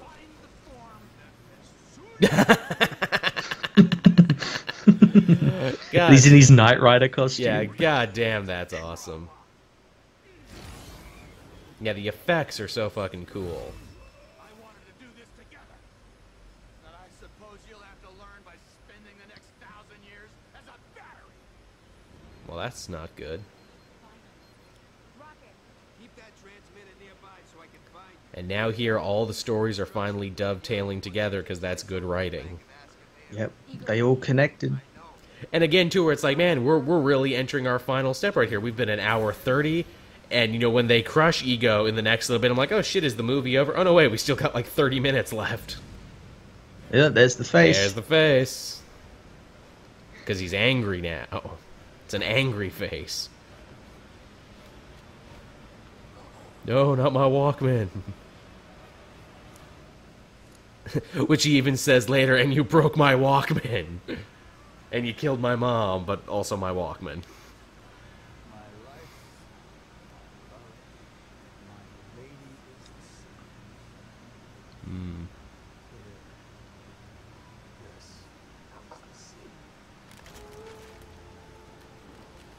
Like, to think they get such an emotional response from me for crushing the Walkman, because the Walkman is a goddamn character. It really is. We know what it represents, and we know that tape was from his mother, and it was like his last connection to his family and to Earth and to all this other stuff. It's important. It's good visual storytelling. Now, also, too, you figure with these Ego things blowing up on Earth and that new Dairy Queen logo... You figure with all this, like, Ego stuff blowing up all over the world and everything, the Avengers would have to have noticed this, right? And when they meet the Guardians, they'll be like, hey, was that you? Well, that's the thing, that they might, but this movie takes place 6 months after the first film. Oh. First film was set in 2014. When they meet the Guardian, when the Avengers meet the Guardians, it will have been 2 to 3 years after this. Right. Did you catch it, too, when Yondu lands on him in the ship? It's like, hey there, jackass. In the first movie, whenever they asked him about his dad, and when he was talking to Craggle, he said, yeah, I remember that guy. He was a jackass. Again, nice bit of continuity. Blink and you'll miss it.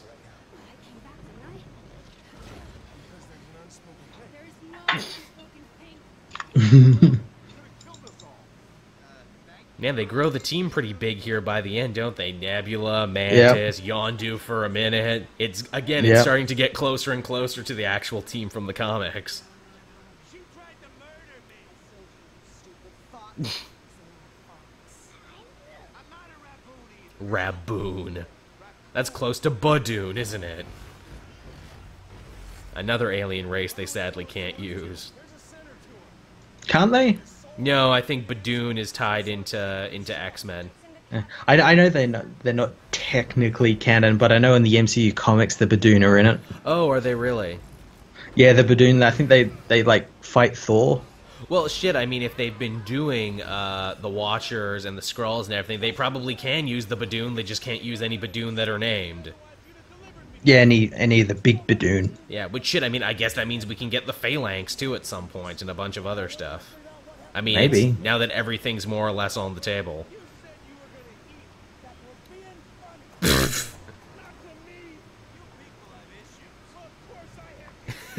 Yeah, issues is the whole theme of this movie. It's a shame as well, like, since we're building up the cosmic thing, we won't get races like the Shi'ar Empire or anything, because they're going to be in the new X-Men film. That's right. Don't worry, they'll fuck it up, I'm sure. Yeah, they'll have to do a deal like Sony did. I mean, that's the problem. Was you could they could make mention of the Shi'ar Empire, but the problem with that is like you said, they're probably going to screw it up in X-Men. And really, the Shi'ar Empire is defined by all the cool named individuals that are part of it. So yeah. You couldn't have Gladiator, you couldn't have any of those guys. Yeah, Darkhawk or anything. Or... Yeah. I mean, to think, shit, we'll probably see a movie based in the goddamn Eternals before we see the Shi'ar Empire. Yeah, and I wonder if they're going to do like with the Skrulls and the Chitauri, whether they're going to actually do like what they did in the Ultimates, where like the Skrulls and Chitauri are the same race, but the Chitauri are like genetically modified freaks. Interesting. I mean, they'd be pretty cool. They borrow enough material as it is from the Ultimate Universe, so what's one more thing, right? Even Kraglin's rocking out. Yeah.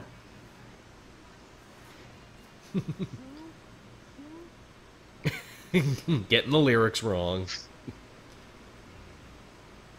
And I mean, hey, talk about another song you wouldn't assume to be an action song, yet they turn it into one.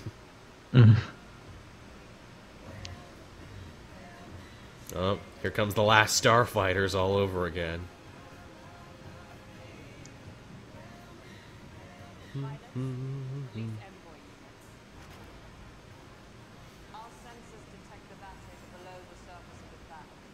It's like this late in the movie, it's like, oh yeah, you guys still want them batteries, don't you?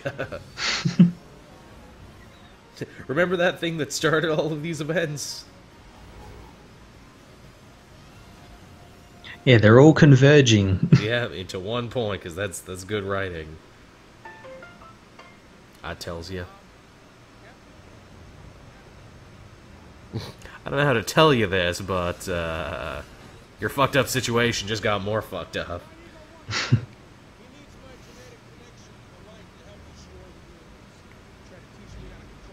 Yeah, just teach me how to control the power of the universe.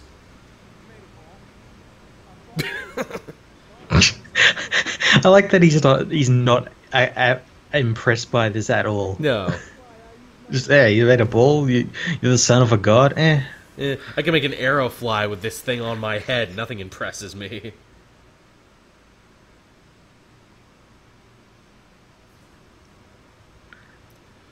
Again, it would be really easy in a finale like this to let all, the computer-generated images take over and have it, like, not be, to lose connection to what's going on, and yet that never happens. No. Which is a rare thing that we see a lot of superhero movies, and just, like, big effects budget-driven movies in general just kind of lose track of. It just becomes a mishmash of CGI. Yeah, where it's like, I don't know what's going on, I don't know who's shooting at what, I just see a lot of shit happening. Good, what's that word? Good placement, good geography. Yeah, case in point, the end of Wonder Woman. Yeah, where there's just a lot of shit happening and it's hard to keep it together. Geography is a hard thing to learn. And it's one of those things that when it's good, you rarely recognize it, and when it's bad...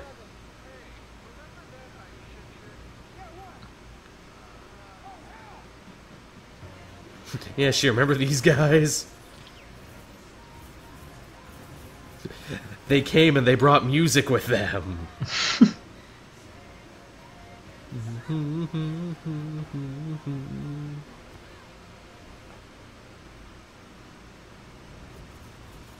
It's a movie where it's hard not to get your groove on. Oh, and here's the bomb bit that was in all the trailers.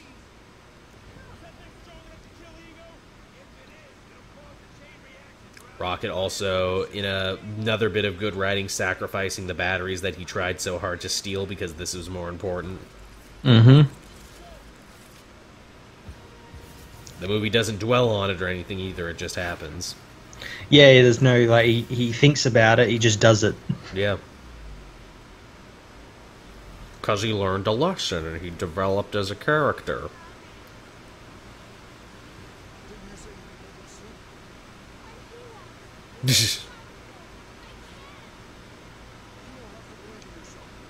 You don't have to believe in yourself. This is his Gurren Lagann moment. Believe in the Drax who believes in you, Mantis. Stop the electric monster face. Yeah, you can do it. You can do it 9 times.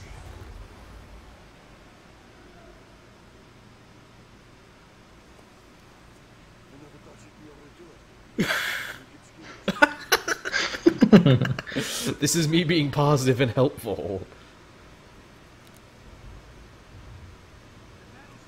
Now, was it you who pointed out to me, too, the irony that to kill Ego, they need to put a bomb in his brain, essentially? Mm-hmm. And he killed Pete's mom with a brain tumor. So, again, it's bringing it all full circle. Kind of ironic. Very.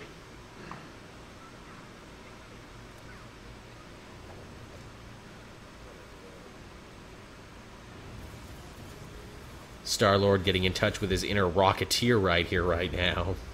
Yeah.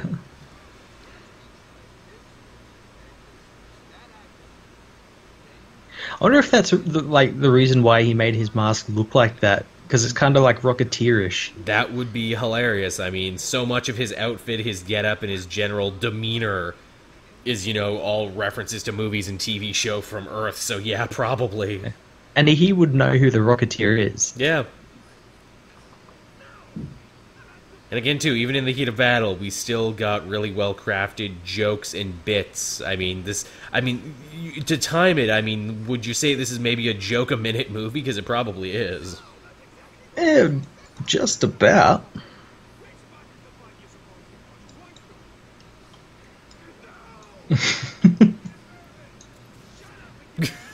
Get the tape. This is also very true to life. There's never any tape when you need it. You'll trip over it 100 times when you don't need it.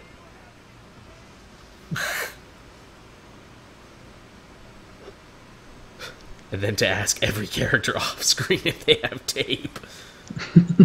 Clear tape, Scotch tape. Then why did you ask for Scotch tape?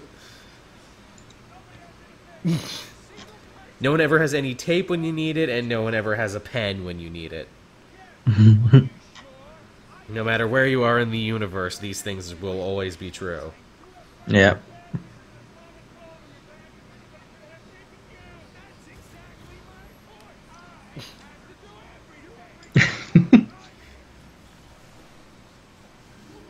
Yeah, screw him. Oh no, you left the bomb with the baby. Nothing ventured, nothing gained. Trust your heart. Let fate decide.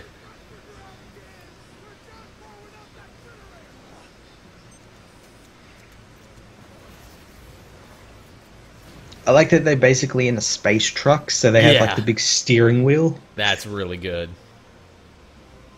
There's probably a stash of space meth under one of the seats. You know, for when you're doing one of those big, long cosmic runs and you need something to keep you up. Space pep pills. Oh, shit. Pep pills, pepping up again.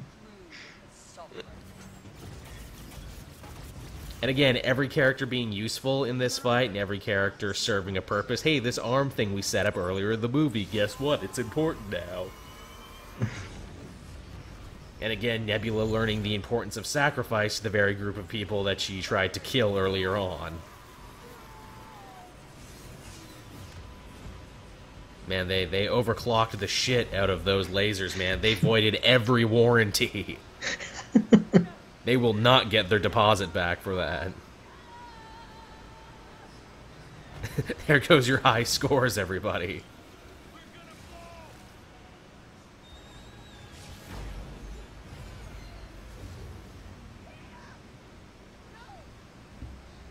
I think she's worried more about Peter than Nebula. Yeah. Oh, hey, Nebula, you're fine too. That's good, I guess. God damn it!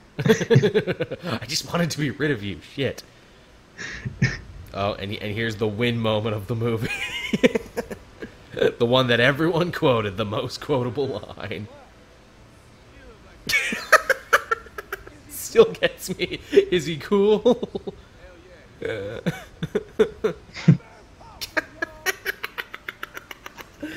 again, Michael Rooker just owning the shit out of that. No, this is when you're falling to the earth, you look like Mary Poppins. Oh, and here's our big all-team-together shot. Here's your computer background, everybody.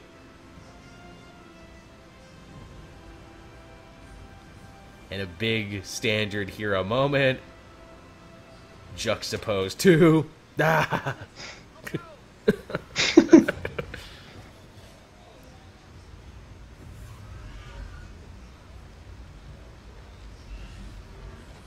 Oh shit, he's assuming his final form. It's phase 2 of the boss fight. He's healed up and he's come back. Yeah, Jesus, and now he'll be even cheaper now that you've taken out all the little minion mooks.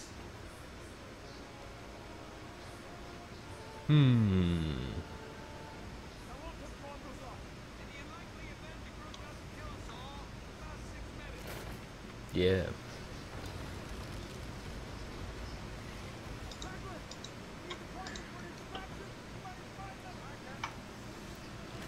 Again, James Gunn keeping his brother in the movie and keeping him important. He's the guy who drives the ship.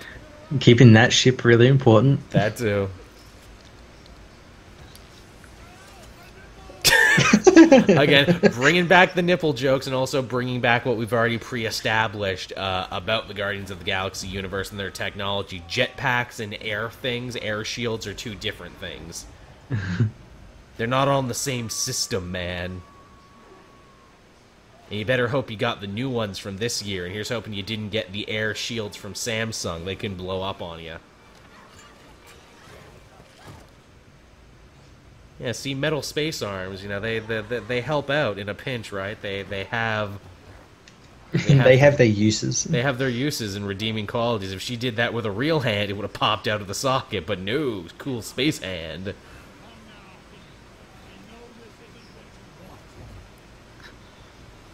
I keep shooting, but it doesn't do anything. They're not leveled up enough. Their weapons don't really do much damage. No, they need to go grind in the Barrens for a little bit. They need to kill some boars. So they can come back and be strong enough.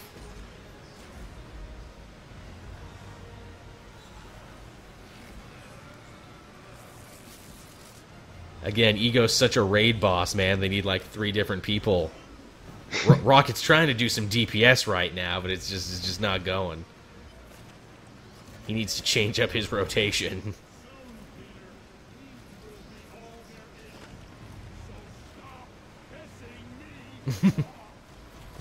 Oh, Kurt Russell, you can be charming even as a horrible energy monster.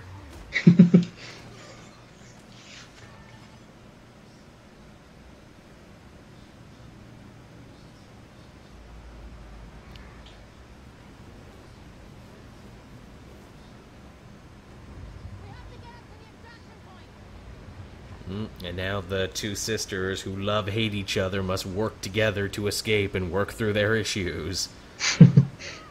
While also still kind of being competitive at the same time. I leap further than you. Yeah, really. I'll save myself from death before you save yourself from death. That'll show ya. Oh no. By God, the stakes just keep getting raised.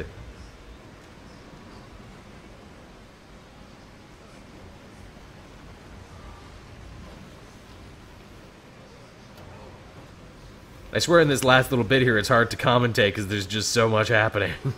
There really is a lot going on. There's like 3 or 4 separate fights.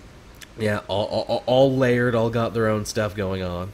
Again, Drax must save his surrogate daughter now in the way that he could not save his actual daughter. Yep. Peter and surrogate dad are fighting real dick dad. Yep. 2 sisters are fighting with each other while fighting against something else. Yep. Once again, the theme of family and dysfunctional family is quite strong.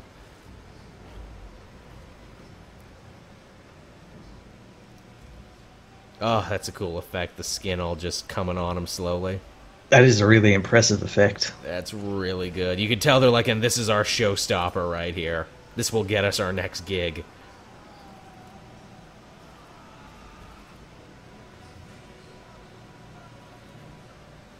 And we even have a moment of, oh no, everybody's fucked moment. No one's gonna make it. Well, it was probably, like, a lot of people probably did think they were probably going to kill one of them off. Mm-hmm. It's like, oh no, there's too many people right here, right now. Which one are they going to lose?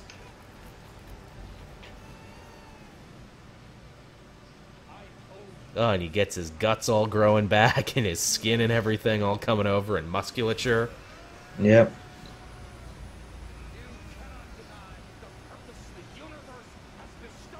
And the face gets more and more Kurt Russell-y as he gets closer.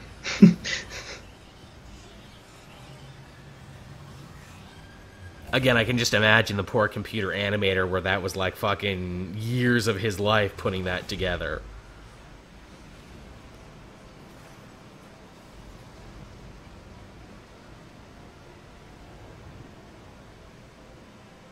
A lot of bad shit happened. Oh yeah, here we are on Xandar.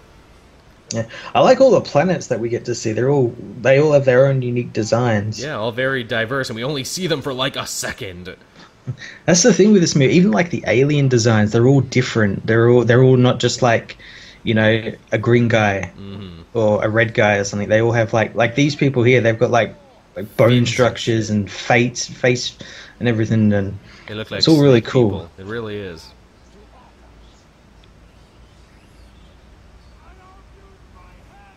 And again, you know, Ego showing himself to be the perfect foil for Guardians 2, because he is also like, you know, this ultimate agent of conformity, you know, make the world all the same, make everything me now and forever, where the Guardians are, you know, like fun rebels without a cause.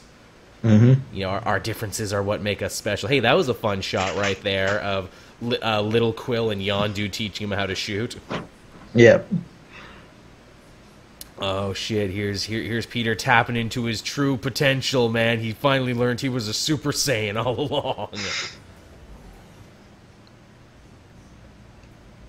Okay, get James Gunn to do a Dragon Ball Z movie. He seems to understand what it's about. Oh my god, this fight they have is the best Dragon Ball Z movie you'll ever see. And yet again, the reprise of Fleetwood Mac, The Chain. As he is indeed breaking the chain right now. In fact, everyone is kind of breaking their chains realistically. I guess that's why it makes sense. And Yondu probably walking away with the line of the movie, too, where he's like, you know, when I shoot the arrow, I'm not using my head, I'm using my heart.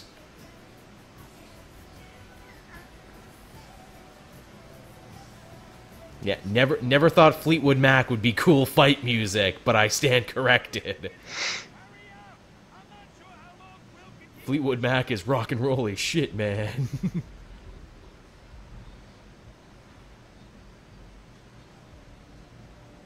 I, the big brain, am leaving now for no reason. And at this point in the movie, too, it's like, wait, even I don't remember which button's the right button. How is he supposed to remember when even I don't remember?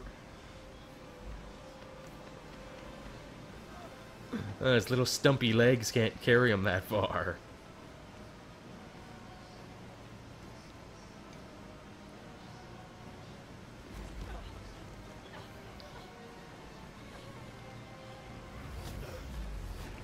Again, this is so wonderfully Dragon Ball right now. This isn't even my final form. It's so cool. Looks like you even expecting a Guardians of the Galaxy movie either. No, you wouldn't. When that actually happened, I'm like, are they actually doing this? Is this actually happening right now? Aww. No, we've grown so close, though. I have to save you.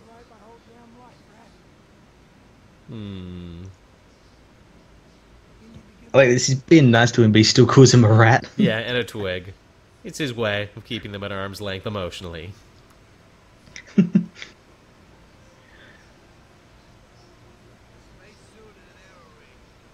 only got one. I wonder if any of this kind of tech will fall into the hands of Tony, because it seems like right up his alley, just like stuff that forms around him. Definitely. And keep it on his body in like a little box. Yeah. Welcome to the friggin' Guardians of the Galaxy. I love in a Disney Marvel movie that's still ostensibly for kids, where it's like, no, he said fucking children. Never forget, children, he actually said fucking.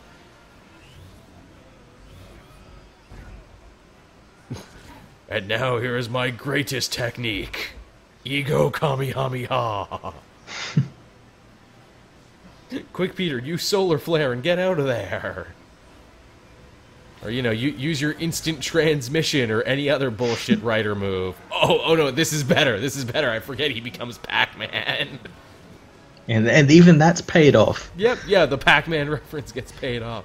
Waka waka waka waka waka. See, if you'd eaten a cherry first, that would have worked.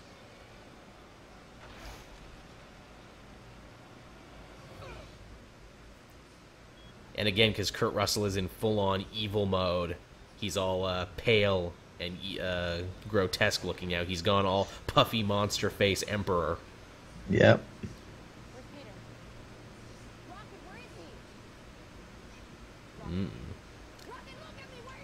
Now here's a morally complex moment, too, coming up that you don't usually see in big summer blockbuster movies like this. A hero betrays another hero to save the life of another hero.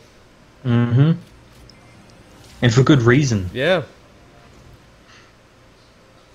I can't lose you, too.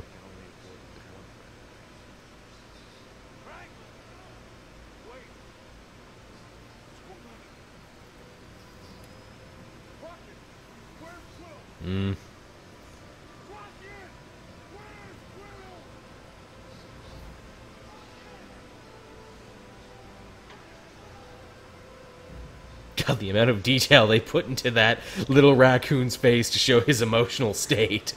It's pretty good. Hitting Ego so hard, literally pieces of his face fall off. Yeah, that's pretty cool.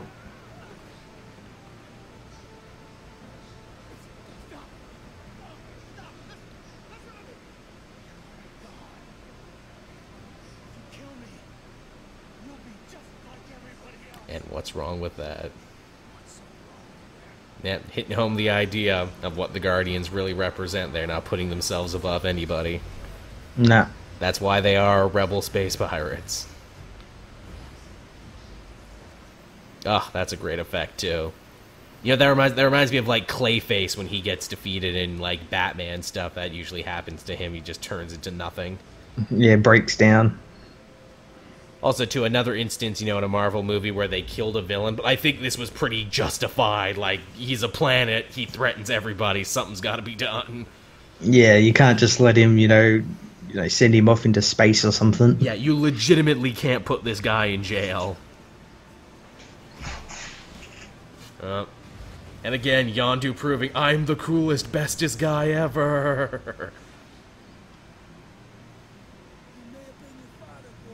But it wasn't your daddy.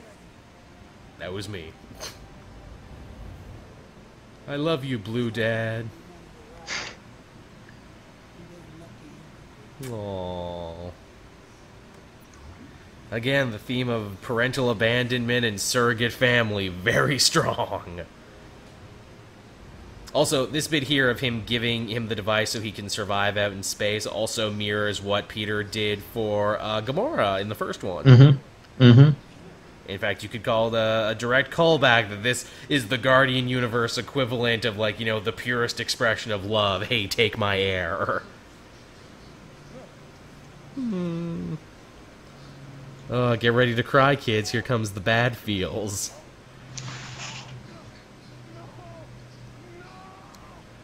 I wonder if Rooker, when he was reading this, is like, really, James? You're freaking killing me off in this shit now? Come on, man.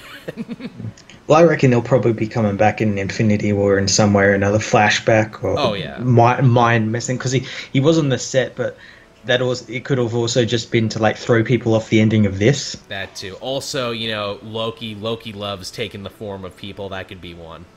Oh yeah, that'd be really cool. It would be. Of course, then you'd have to find her to justify a reason of that. What Loki knew who Yondu was. Well, you know, he's been spending time on, you know, gladiatorial worlds and stuff like that. And he was out in space for a good long time in between Thor movies. And I imagine that the Ravagers aren't just like some small band that only a couple of people know about. Yeah. This could happen, people. This could happen. It's true. I mean, anything is possible. And again, probably one of my favorite funeral moments in a movie. Like, obviously, I cannot help but think of Spock's funeral in Star Trek. This was pretty good funeral. The one in Thor, The Dark World was. That was also a surprisingly good one. He didn't have a talking car, but he had a flying arrow. But he did whistle. Again, it's like he's half joking, but half being really serious, and like, this is what Peter thinks is cool. And he hooked up with women and fought robots. I guess I did have David Hasselhoff for a dad. Aw. And hey, nice callbacks too for his little Viking funeral, all the shit they put around him and everything. That's straight up the stuff he had on his console in the first movie. Yep. Again, it's the details, man. It's the little details. They didn't have to do that, but they did.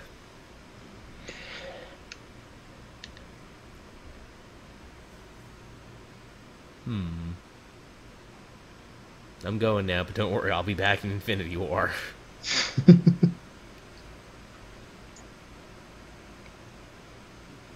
He did call you Twig.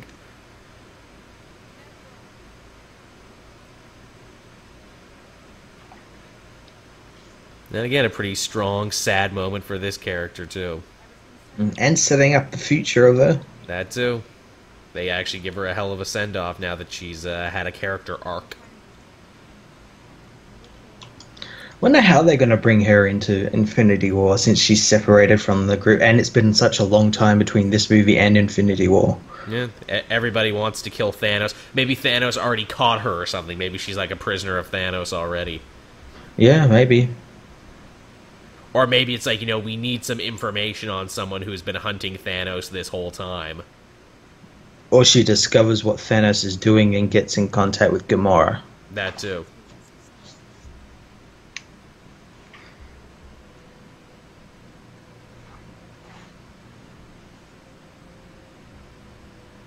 Now, it's funny, we're recording this on Sunday night right now. Both Game of Thrones, Rick and Morty, and Ray Donovan are all airing tonight as we do this. So we hope you enjoyed getting to spend this 2 hours with us.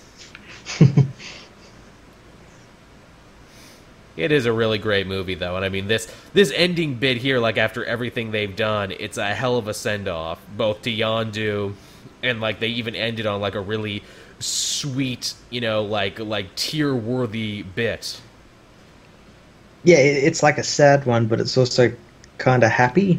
Yeah, it is. It rides that line quite interestingly. Like, hey, here, and now the two surrogate sons, Kraglin and Peter, find some common ground.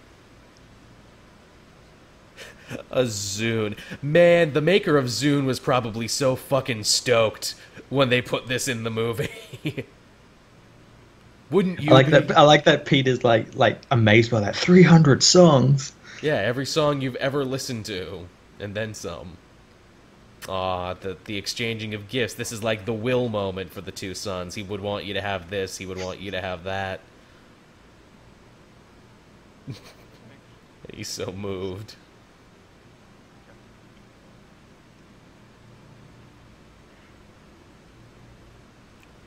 Again, when was the Zune big? Like 2006, 2008? I think so. But you gotta ask the question, thank God the person who owned that Zune had a good taste in music to put some Cat Stevens on there. God fucking help us if Peter was going through it, it was nothing but Laffy Taffy and a lot of other bullshit songs. I imagine that's like a mix, like there's like for every Cat Stevens song there's like a Flow Rider. No. Was Flow Rider even a thing in 2006, 2008? Oh, probably. It would be Little John. You know, Peter Quill has to learn a lot about getting crunk, as was the style at the time. Well, you know, all my music is telling me to get crunk and drink this scissorp. I don't know what these things are. Cat Stevens, or as he is also known, Yusef Islam. That's not a joke. That's just accurate. He changed his name to Yusef Islam. Yeah, yeah.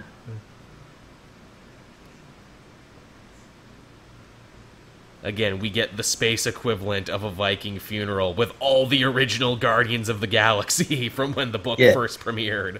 Yeah, we've seen a space Viking funeral already, and now we get a space pirate Viking funeral. That's right. You're right. I keep forgetting Thor. That's right. They killed off the mom, and they literally did the thing. You're right.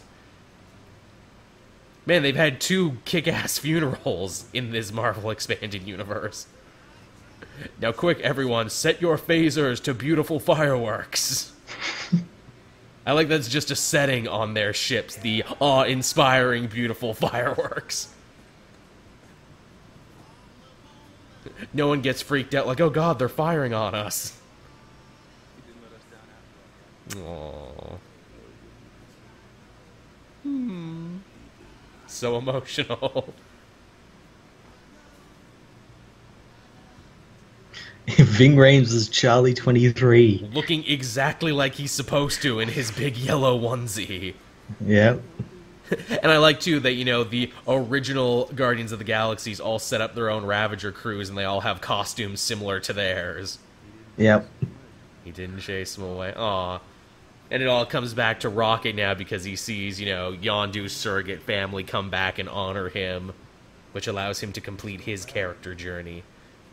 He even just starts talking about himself, and he stole batteries he didn't need.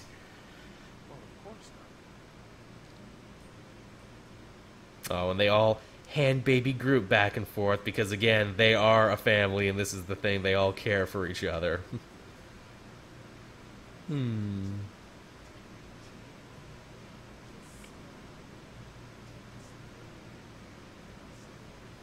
Again, it's a bold thing to even end the movie on such, like, a downer note. Like, hey, here's our, like, big tentpole summer action cosmic movie. How are we going to end it? On a really sad funeral bit. Yeah, funeral for a really much loved character. Yeah. Again, to bring back that Star Wars thing, again, it is, like, totally Empire Strikes Back style, where it's like, yeah, the second one needs to be kind of sad. Mm-hmm. Aww. Yeah, even the most minor characters in this story had an arc and had development. That's insane. Yes, this is a really good movie to watch if you want to learn how to write a good movie. Yeah, everyone had a part to play. Nothing was superfluous. It all just kind of worked. It spins so many plates. Like, in the hands of a weaker director, this could have been disastrous. And yet James Gunn just fucking made it work from beginning to end. Yeah. So yeah, there you go, everyone. That's Guardians of the Galaxy Volume 2. Thank you for setting aside 2 hours to watch and listen to this with us. We hope you had as much fun as we did. Kraglin learning how to use the arrow. Yeah, this too also probably has more post-credit scenes than anything. Of course, we got the cool shit with Adam Warlock that we talked about. We get lots of fun stuff here. We get more Stan Lee and the Watchers. Yeah, we get like set up for like the original Ravagers or original Guardians of the Galaxy. Yeah, with friggin' actors where you're like, really? They got all of them? I'd love if they do a movie like that. I really hope they do. I would be fine with that. Then just literally call it The Ravagers. Yeah, to give something Sylvester Stallone to do. Yeah, we'll actually let him be in something good for a bit. And then even the ending theme song is a great choice. Mommy's alright, Daddy's alright. Again, a song talking about family. And there's even jokes in the credits, like stuff turns from I Am Groot to the actual credits. Yeah. So yeah, everyone, that was a good time. Any parting thoughts there, Matt, before we close this one down? Not really. This is really good movie. Really good movie. Looks awesome on the digital copy we have. Again, if you have a good TV, this one will blow your freaking mind. Hey, it's Cosmo who shows up for a second in the credits. Yeah, as I said at the start of the film, like I want to see this in 4K. Yeah, oh, I'm sure it would be frickin' mind-blowing. But yes, everyone, that'll bring it to a close here. As always, thank you for watching and listening. If you're a patron, you'll get to listen to this one early before anyone else. Everyone else gets it on Wednesday at 8. I guess we're still on SoundCloud now, Matt. There was some worry there for a bit that company might go under this week. They didn't. They took my $15 for a month, so I guess we're still with them for another month.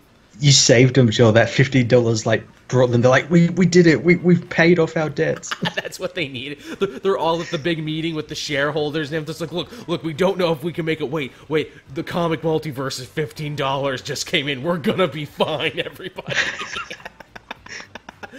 Well, that's the funniest goddamn thing we've said in this whole commentary. There's going to be no topping that. We should just end right now, shouldn't we, Matt? I think it's safe to say we should. Thanks for listening, everybody. Bye-bye.